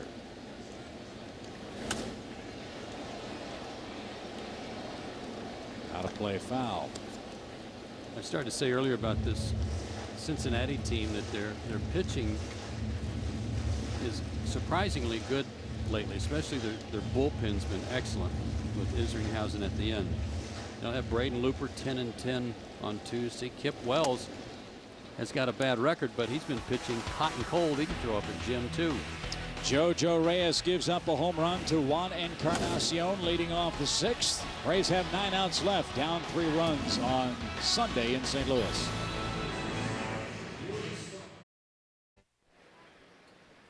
Fans, it's time for the know-how question of the game, built by the Home Depot, and today it comes from Kyle Cook from University of Georgia. This will be a great question, I can tell already. When a player or coach gets ejected for arguing, do they typically go to the clubhouse and watch the game, or do they go home? Can I amend my? Kyle, they actually pretty much go down in the little tunnel area right behind the dugout. Bobby in particular. They certainly don't go home. They don't go to the clubhouse. And Bobby tries to run the game out of sight of the umpires, as all managers do, down in the cool of the tunnel. Unless you're Bobby Valentine, and then you go put on the Yeah. mustache and the hat and the Mets T-shirt and sit on the bench. Try to pass yourself off as a New York City cop or an security. equipment manager. Yes. Yeah. I thought that was actually pretty funny when Valentine did that. As Diaz rolls it foul out of play. No balls, 2 strikes. Here's what he's done. As you look at his Napa scorecard, Diaz 1 for 2 in the game. Braves playing without Chipper and Andrew this afternoon. Chipper's groin is barking. Andrew Jones' whole body is barking. But Chipper's got a helmet on. Maybe he'll pinch hit for the pitcher, who's due up 3rd. Either that or he's stood up so many times in that dugout and cracked his head. He's getting tired of it. Just decided to play it safe. Boy, Andrew made a great catch last night, keeping the Braves close on a ball hit by Edmonds. If you didn't see it, we'll show it to you. And what I loved about the catch was what took place afterward. Deep short, Ryan, long throw, and no chance to get Diaz. There's a start for Atlanta, an infield hit. I want to find out what Diaz is hitting this year with 2 strikes. He has another 0-2 hit. Came with a couple of runners on base in the 8th inning, and Jim Edmonds hit what looked like a home run. Edmonds actually went into his trot. Andrew told me today, he said, I thought it was out, and I realized it was getting close to the fence, but I thought, hey, this ball's going to stay in the park. And right here, Edmonds had run all the way out to second base with his helmet on and said to Andrew, I'm going to get you for that. That was the best part. I mean, those 2 guys are state of the art defensively and center. They have a great deal of respect for each other. But Edmonds was chirping. Couldn't believe that he caught that ball. That was, at the time, maybe a game-saving play for Atlanta. The Braves had 2 on in the 9th inning, 2 outs, and Andrew came up. Isringhausen, who's been on a great run, struck him out to end the game, but that catch gave the Braves a chance in the 9th. Edmonds and Jones finished 4th and 5th in the 50-year anniversary of the Rawlings Gold Glove voting for outfielders. I didn't have any problem at all with the outfielders that were voted in, including Ken Griffey Jr. I just thought the vote of having Edmonds in front of Andrew was skewed a bit. I still think Andrew's the best center fielder I've seen. Yeah, Edmonds, this is not a knock, he plays such a shallow center field that his reputation was, as great as he is at making circus catches, that he makes circus catches maybe necessarily when he doesn't have to. Yes. Likes to dive, likes to get that uniform dirty. Fly ball center field, well hit. Taguchi on the run, still drifting back. Chris hit the ball hard twice, nothing to show for it. He's 0 for 3. And now Chipper Jones, who was in the on-deck circle, had Woodward reached. Chipper might have pinch hit with a chance to tie the game. Now he'll be saved for later. And Scott Thorman's going to bat for JoJo Reyes.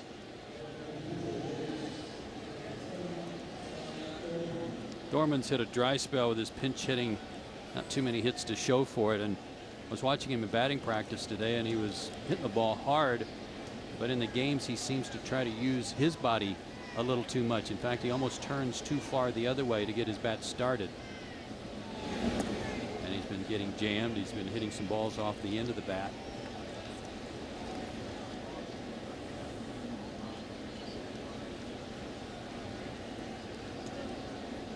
One ball, no strikes to Thorman. Looks inside, ball 2. He kind of loads up. It's kind of, for hitters, they call it sometimes a cocking mechanism or a triggering device where you kind of move your hands back. But he's almost turning his whole upper body with his back to the pitcher, and then has a long way to go to throw his hands out there. So the day is done for JoJo Reyes. Broken bat fly ball down the right field line. Barrel almost picked off Glenn Hubbard and Albert Pujols again. And Thorman with a 2-ball 1-strike count now. For Reyes, 6 innings, 7 hits, 4 runs in the game. He struck out 6, and more importantly, didn't walk anybody. Had 1 inning, the 5th, where he ran into some trouble, but an error from Chris Woodward, a tough error, but an error nonetheless, did not help him. 88 pitches, as you see. And so I think 2 of those runs are earned, just 2. The one that scored on the error, and the guy that reached down the error came around to score. 2 balls and a strike to Thorman. It's the outside corner, 3-1. Top of the order lurking next for Atlanta. Cardinals bullpen is busy now. Here's a pitch count, 3-1, where Thorman shouldn't get jammed. He ought to be sitting on something middle of the plate in that he can turn on and maybe launch. They're coming in on him, try to tie him up. Full count. With Scott's proclivity to strike out, you would not think you'd be running here with a 3-2 count, and even more so down by a 4-1 score. No, I wouldn't expect that either. But still, Pujols will hold. The runner at first, Matt Diaz. Still a good pitch to hit. To the left side, foul.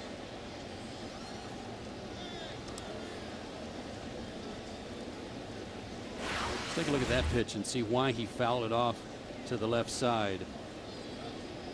It was up and running away from him a little bit, but again, he was late on it.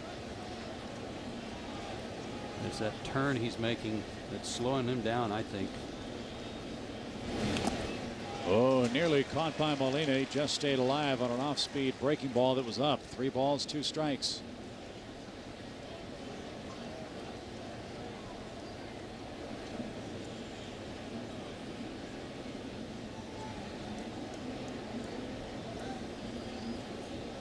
A long one here makes it a 1-run game.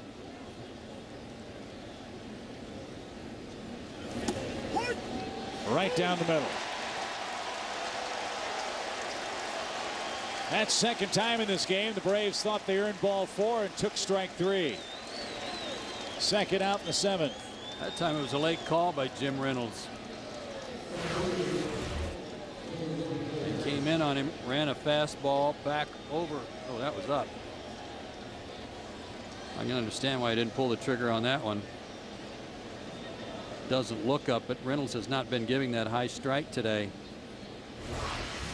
So Wainwright got the call. Now Harris rolls one foul toward the Cardinal dugout. He's down a strike at 0-1.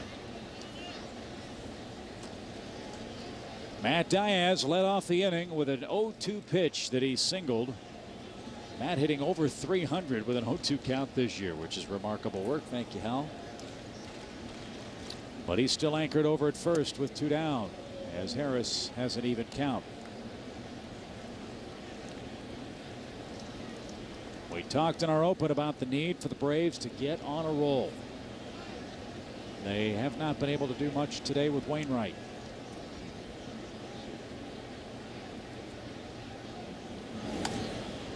And that's not going to get it done. So Taguchi comes charging in center, and he makes the play.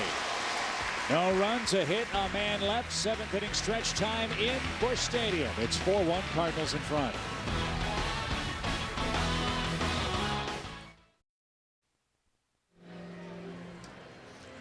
Fans, remember, TBS is your new home of Major League Baseball postseason, and this October you can watch exclusive coverage of the National and American League Division Series, plus the National League Championship Series, all in high definition right here on TBS, and it should be fun. Couple of changes now as we head to the last of the 7th inning. Chris Duncan's going to come on and pinch hit for the Cardinals. That'll get Adam Wainwright out of the game. Wainwright, 7 innings of 6-hit baseball. He allowed just 1 Atlanta run. Wainwright 1 walk. And I've got him for 5 strikeouts in today's game. Duncan to work against Ascanio for Atlanta. He replaces Jojo Reyes. Ascanio just recalled from AA Mississippi along with Joey Devine from Richmond after Wickman was designated and Prado sent out. Last pitch for Atlanta, July 31st against Houston. Got a good arm, throws hard. They've got some flamethrowers down there now in that bullpen. And Duncan late on that pitch. 2 balls and a strike. Duncan having a great year. 20 home runs, 62 knocked in, a .268 batting average. A lot of concern among the Cardinal fans this year about how well he would fare defensively in left field for St. Louis. He's better than Adam Dunn out there, I guess it's fair to say. Yeah, but still a work in progress. Yes. Ideally, first base would probably be the best place for him in the National League, but as long as Albert Pujols is here, Duncan's not going to play there. 3 balls and a strike to him. Now a full count. Now 27 games without a home run. They're a little concerned about his fall off in homers. Well, his brother Shelley Duncan hasn't had too much trouble hitting him out for the Yankees, has he? He got the call up to the major leagues about a month ago. And a leadoff walk is an auspicious sign for Atlanta. Duncan aboard in the St. Louis 7th. Now Miles is up. Cardinals might be thinking about a bunt again here. Ascanio had only walked 1 batter in 7 innings in his first couple of tours with Atlanta.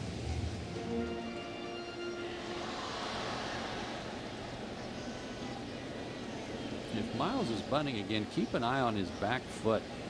Last night he got their 5-run rally started with a bunt single, left-handed, and his back foot went out of the box almost directly behind home plate when he made contact with the ball, which should have made him out. Good bunt. Throw to first in time. That time looked like he was right on the line, didn't step so far behind the plate. But another Cardinal play executed perfectly. So that's their 2nd sacrifice. Last time they sacrificed was the 5th. They scored 3 runs after that play. And now Brendan Ryan's up. He singled, reached on a tough error, and he scored a run. So he's 1 for 3. 4-1, St. Louis in front. A Cardinal win gets him to within a game of 500. When we saw these guys, they were practically on life support. They were 9 2.5 games out of first place in mid-July when we saw him in Atlanta. And the Braves won the first 2 games of that series, as I recall. And you thought the Cardinals were just dead in the water, and lo and behold, they come back and win 2 games, including 1 in extra innings. I talked to Tony La Russa before the game today about his club, and he said that the game they won August 20th in Chicago that kept him from going 5 games back in the standings, and last night's game against Tim Hudson may be the 2 most important wins for their club all year long. And with regards to the game last night, Hudson almost never loses when he has a 3-run lead. Last night was the first time in 7 years that had happened. That's amazing. And so for St. Louis to win that game, gain ground on the Cubs, who lost last night, and a chance to put the first score on the board in the race this afternoon, and a day off tomorrow. Cardinals trying to get a little momentum continued here. Well, think about it. They're looking at the pitching matchups for this series, and they're thinking, okay, we've got a decided advantage on the 3rd game, Wainwright against Reyes. But the first 2 is going to be a battle. Right. Smoltz and Hudson. Smoltz wins the first game. That's not surprising to them. And now Hudson's up with a 3-run lead. That would be a huge come from behind victory for any ball club. And again, when you're a team trailing and you have only 1 race, as that ball lined to Teixeira, you start thinking about losing 2 out of 3. It might be your season for St. Louis with 2 teams to catch. So 2 are out, runner at second. And Jim Edmonds will come off the bench here for the Cardinals, and he'll replace So Taguchi.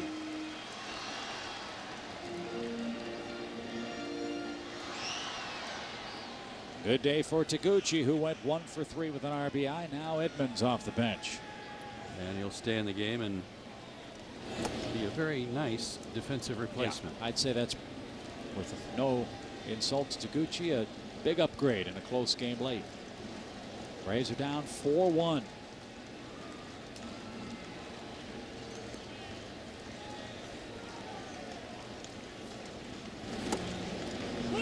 Blazing fastball froze him over the inside corner.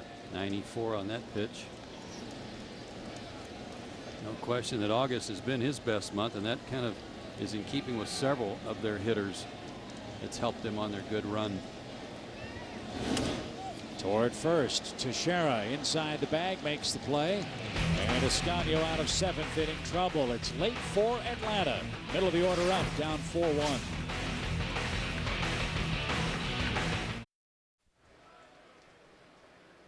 As we told you at the top of the broadcast, time to relive the great Braves moments on TBS. You can vote at Braves.com. Our first moment, 1985, 4th of July, Rick Camp's miraculous home run against the New York Mets.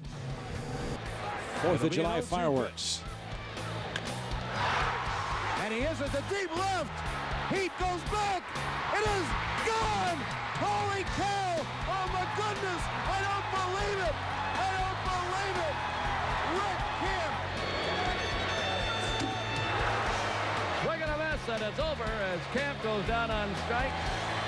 And listen to the hand from these fans here for both sides, really.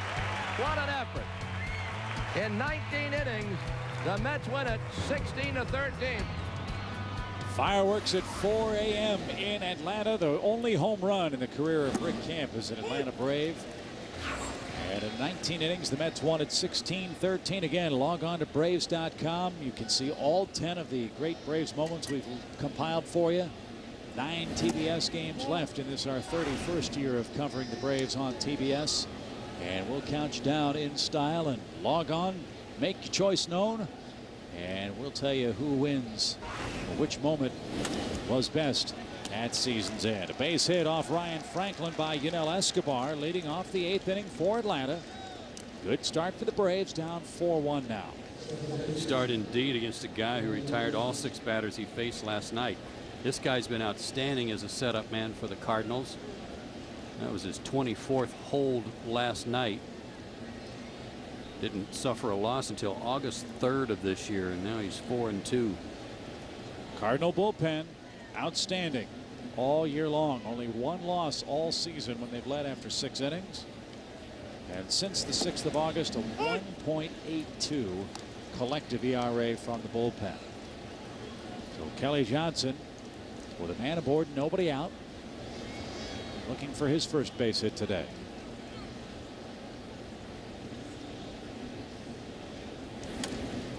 Bouncing ball slowly hit towards second, and there's only one play. Escobar in safely. Miles throws out Johnson. He does at least move the runner up. And now Teixeira's up. 2 for 3 is he, and he scored the only Braves run. Good play by the veteran second baseman too. He didn't try to get too much. In other words, try too hard to get the lead runner or to start a double play. They've got a 3-run lead. He just made sure he got an out. So let's see how carefully they work with Teixeira here. You've got McCann, then Francoeur. Diaz lurking at the bottom of the order. The Braves still have Chipper Jones and Andrew Jones available off the bench. They've already used Scott Thorman. They also have Corky Miller. High and tight, 1 ball, no strikes. And with a 13-man pitching staff, the numbers over there less to pick from for Bobby Cox, although today he's got some of his regulars that have been rested. Yeah, this is the first time since September of last year that neither Chipper nor Andrew Jones in the lineup together for the Braves. They fared better, at least on that day. They beat the Cubs 2-1. Here they're down 4-1. And Teixeira cues the ball toward third. Rolling off balance throw.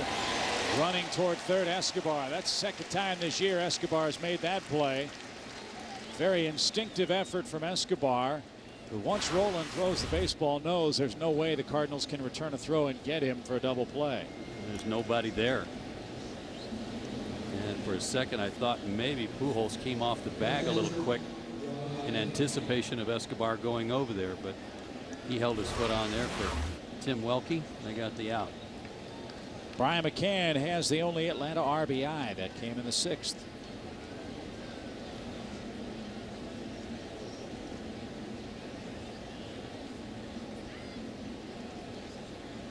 Braves are 1 for 6 with runners in scoring position today.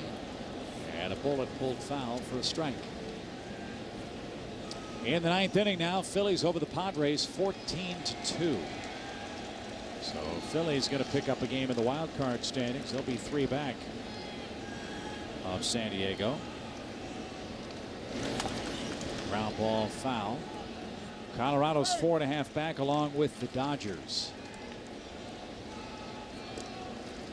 That play that we just showed you, we want to show you the timing of it because you get such a good look at it here from our high third camera.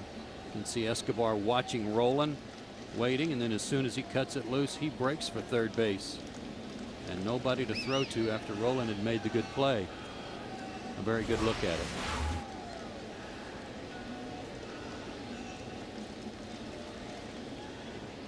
Two strikes McCann, and way high.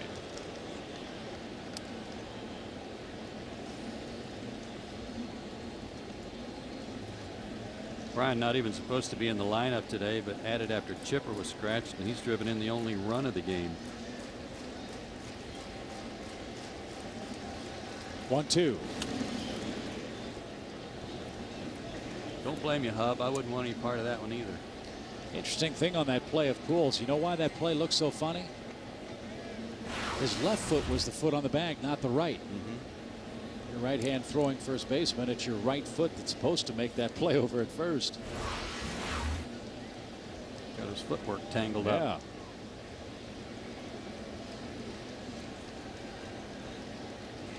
1 ball, 2 strikes. Now 2-2. Now the base runner, and the Braves could be in business here, down 3 runs late. Franklin spent most of his career with Seattle,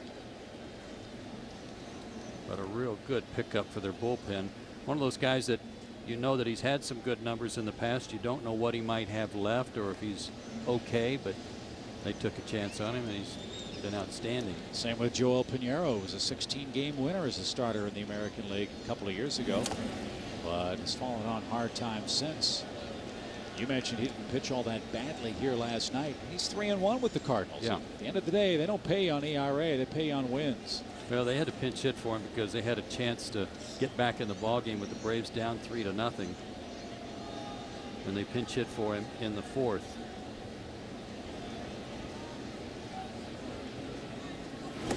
Oh, just missed the corner. And Jim Reynolds glares at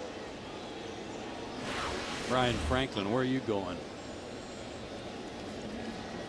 The scoreboard operator thought it was a strike. He erased the board showing the count. Now 3-2. And that one over the outside corner. McCann thought it was the same pitch. It's exactly what he said. Same pitch.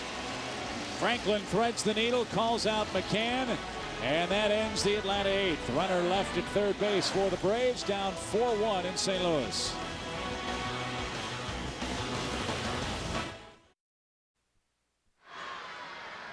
Getting late. Braves trailed by 3 as we go to the bottom of the 8th. Here's what happened in the top of the 8th. This was the pitch called a ball on Brian McCann, well off the plate. Molina set way up outside. And then let's take a look at the strike 3 call and see if there's a big difference. Again, he's set up way outside. And it might have been a little bit better pitch. Brian thought it was the same pitch, and so did Bobby Cox. Bit of a set 2 between the manager and umpire in between innings, but no damage. So last of the 8th inning, Joey Devine is now on for Atlanta. He'll try to take care of Pujols and company for the Cardinals, and a close shave inside. 1 ball, no strikes.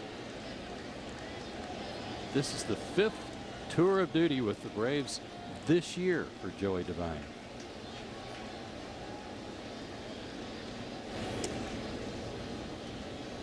Up in July for a couple of games. May he was up for 3 days, didn't get in a game. Also up in June for 1 game, and earlier this month for 1 game. And if there has been a problem for Joey in his major league career, is what you see on the count. 3-0. He's behind a lot of hitters up here. And that's odd because that's not been a problem for him in the minor leagues, and he was pitching really well at Richmond when he got called up. 3-0 with 2 saves and a 2.04 ERA. And that one outside. A 4-pitch walk for Albert Pujols. Mark Fine. All right, thanks, Chip. Time for our Performance Spotlight presented by Castrol Syntec. Today it shines on the Cincinnati Reds and Ryan Jorgensen. Reds winners of 6 straight now. First time in his career Jorgensen came up with the bases loaded. He gets the grand slam. Reds win it over the Marlins going away. Guys? All right, Mark, thank you very much. Here's Encarnacion. He homered in the 6th inning. That was off Braves starter JoJo Reyes, who went 6, gave up 2 earned runs, 4 runs total, 7 hits. No walks, 6 strikeouts. Ascanio followed with a scoreless inning. Now Devine trying to navigate his way through the 8th. And Ascanio walked the first guy he faced and pitched around it.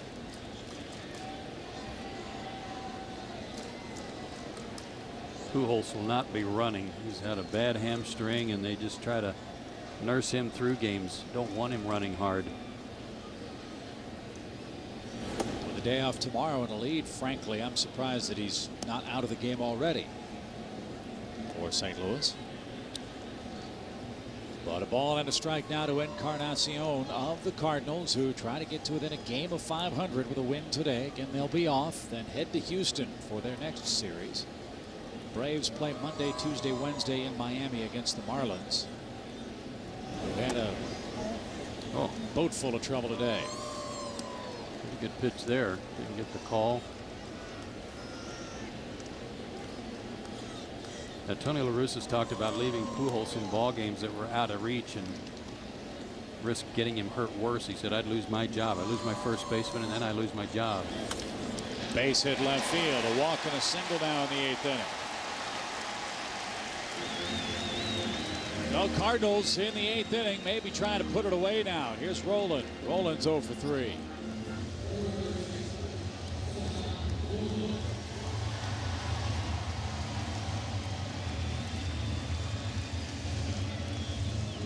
It's obvious to me, and I bet it is to you too, Chip, how different Scott Rowland's swing is. Yeah. There is there's like one or two pitches that it looks like he can still turn on, and it's usually kind of down and in. But anything where he's really got to extend his arms, that there's just not much bat speed. That shoulder really weak, the left shoulder. I talked to him about that. As you see that left hand coming off the bat again.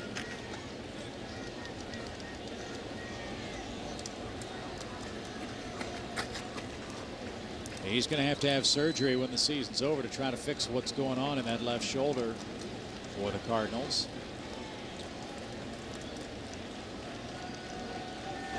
But even if he is swinging one-armed, he can still be very effective, as we saw last night. Got a pitch up last night from Tim, about belt high.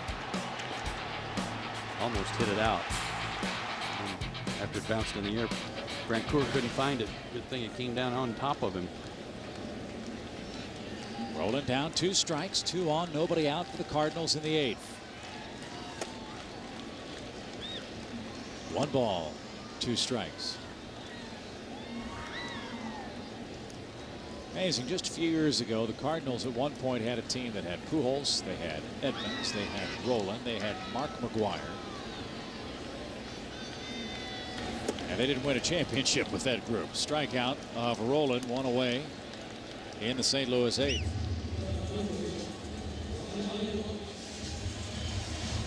But they won last year after tallying only 83 wins in the regular season. It's incredible, and they stumbled to the finish line. They went 12-17 in September last year to get into the playoffs, and then won the whole thing. Yeah, Houston finished a game and a half behind him in the Central last year. And then they, with no offense to what the Cardinals did, they won the World Series, but the Tigers couldn't catch the ball in the middle of the infield with their pitching staff. That killed them. Yeah, pitchers couldn't field their position. So that was their 10th World Championship. Cardinals trying to repeat this year. Ground ball, foul at third. The old saying is, get to 500 and see where you are. You can't really consider yourself a playoff contender until you have a 500 record. They win today, they're a game under. Keep in mind, too, that going into the last day of the season, there was still a chance Houston could tie them or force a playoff game or makeup game in an effort to catch the Cardinals in the division race. Yeah, they played 161 games in St. Louis last year. Ludwig looks outside, 1 ball, 2 strikes. So I guess the ongoing debate in St. Louis, is this Tony La Russa's best managing job? The job he's doing with this Cardinal team this year. I don't know, it'd be tough to top what he did last year. Foul again. Braves beat Houston on that last day of the season last year, and I'm told that they were doing the tomahawk chop here in St. Louis as a salute for helping the Cardinals. Well, if they win this game, they'll be doing the tomahawk chop too, but it won't be with as much love as it was last October. 1 ball, 2 strikes, 2 on for the Cardinals. And now 2-2. Jason Isringhausen's up in the Cardinal bullpen. He's their closer, and he's been outstanding. Many thought his career was over with a degenerative hip problem. They've fixed that. He's pitching a little differently, but still very effectively.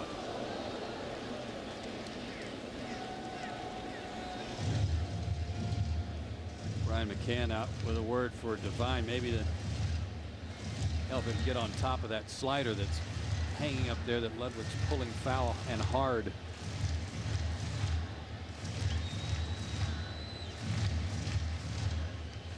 Joey's got a good arm. He's just got to get some good confidence. He's got to have a couple of good outings under his belt. I think he can take off.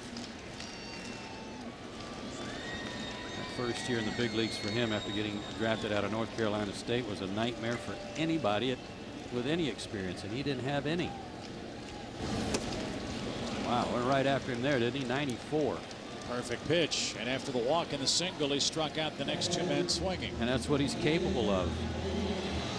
But nobody should have to start a career like he did. First batter hit a grand slam off of him. The next batter he faced, I believe, he had a grand slam, and then of course he gave up that home run to Houston in the 18th inning that ended the Braves season in '05. That's hard on a 10-year veteran, let alone a kid. So he's got the second out. Let's see if he can get Molina, and he should. Pop up, shallow right. Playable for Jeff Francoeur, and he's got it. Joey Devine strands 2 in the 8th inning. Maybe that will give him some confidence as the Braves go to work in the 9th against Izzy.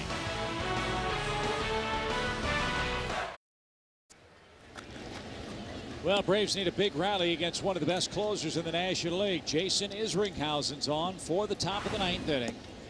And the Braves will send Jeff Francoeur, Matt Diaz, Chris Woodward, then the pitcher's spot here in inning number 9. You see that saves and saves opportunities. He's blown just 2 all year long.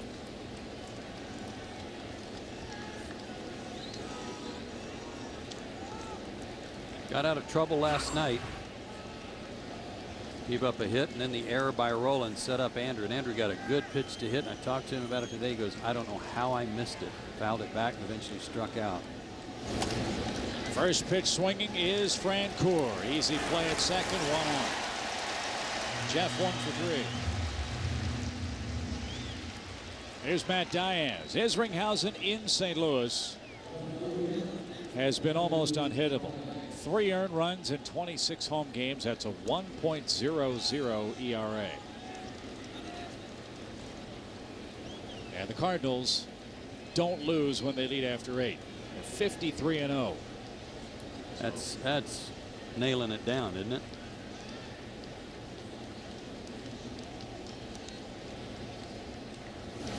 Braves almost as good. They're 61-3 going leading after 8. So Diaz with 2 hits in the game is 2 for 3. His average at .347 on the campaign. Need a couple of base runners though. Braves do have Chipper and Andrew available on the bench. But you're right, somebody's got to get on to give them a chance to tie it up.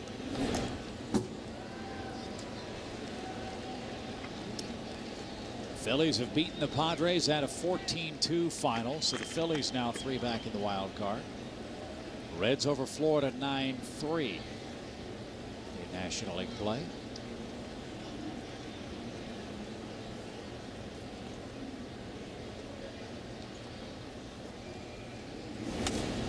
Fly ball center field, well hit, but playable. There's your second out. Braves 1 out away from going 2-5 on this road trip. Edmonds looking right up into that sun too. But as we said, these guys have not lost a game when they've led after 8. And again, the Cardinals a chance to put the first score on the board in the pennant race in the Central. Cubs play in Arizona later. Milwaukee will be entertained by the Giants. Crowd on its feet as Woodward hits. Chipper on deck if he can reach. Another big crowd, 43.9 here today. Last year they drew 3.4 million folks. They're on track to draw over 3 million again.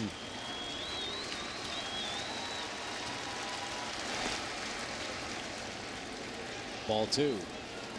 But while the Braves at the start of this road trip were hoping to go at least 7-3, they won only 1 game of 4 in Cincinnati. Looks like they're only going to win 1 game of 3 here. Let's get some runners on.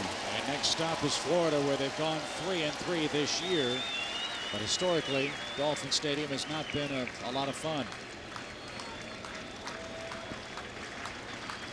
2 balls and a strike. And now the Braves down to their last strike in today's game. 2-2 in the 9th inning. Braves managed just 1 run scoring hit. It came back in the 6th inning. Brian McCann, who wasn't supposed to play today, provided that RBI single.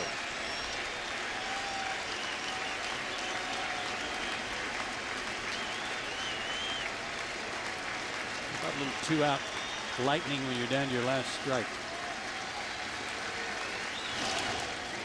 Good rip there. Braves with 260 2-out runs this year. including the one they scored today.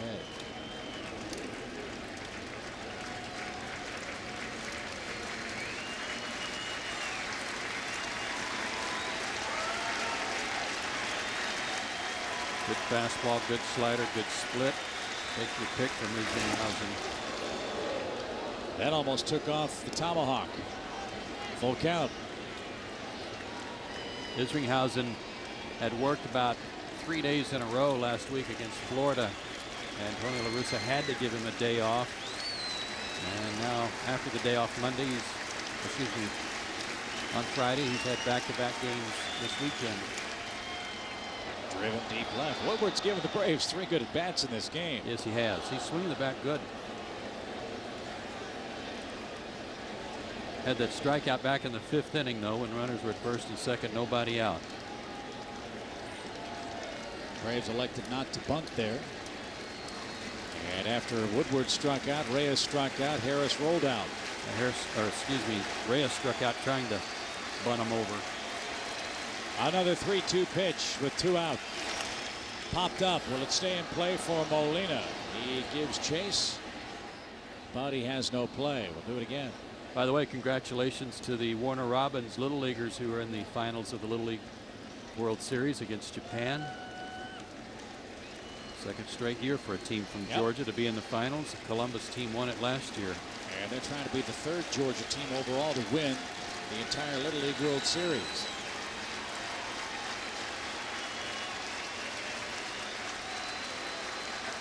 Isringhausen ready now with another 3-2 pitch to Woodward. Broken bat towards short. Ryan's got it. Ball game. Cardinals win it 4-1. They're a game under 500. The Braves slide on this road trip continues. They're 2-5. And no Chipper, no Andrew, no offense for Atlanta today. JoJo Reyes still looking for that elusive first big league win. We'll have to wait till we get back to Atlanta for a chance against the New York Mets. Back to St. Louis after this.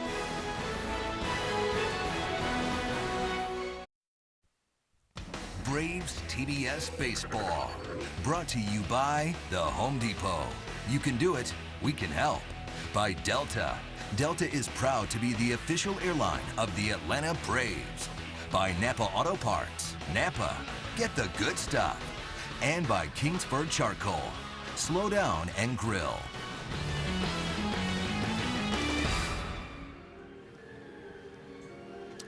Four to 1, the Cardinals win it. Neither side had a run through 4 innings today until St. Louis got busy in the 5th inning. They had a couple of guys on. Actually had one on him. Yadier Molina hit a double into the corner to drive in Ryan Ludwig, and then a bad hop that was ruled an error on Chris Woodward drove in Molina off the bat of Brendan Ryan, and then he scored on a single by So Taguchi. That was a 3-run 5th. The Braves fought back in the 6th inning, 2 outs, a double by Mark Teixeira, and this RBI single by Brian McCann made it a 3-1 ball game. But the capper on the scoring came in the 6th.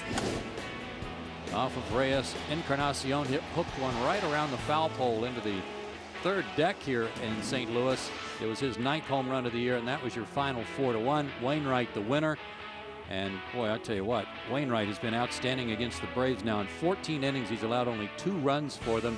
Reyes the loser. Isringhausen his 200th save as a St. Louis Cardinal. And the Braves now 3-8 in their last 11 games.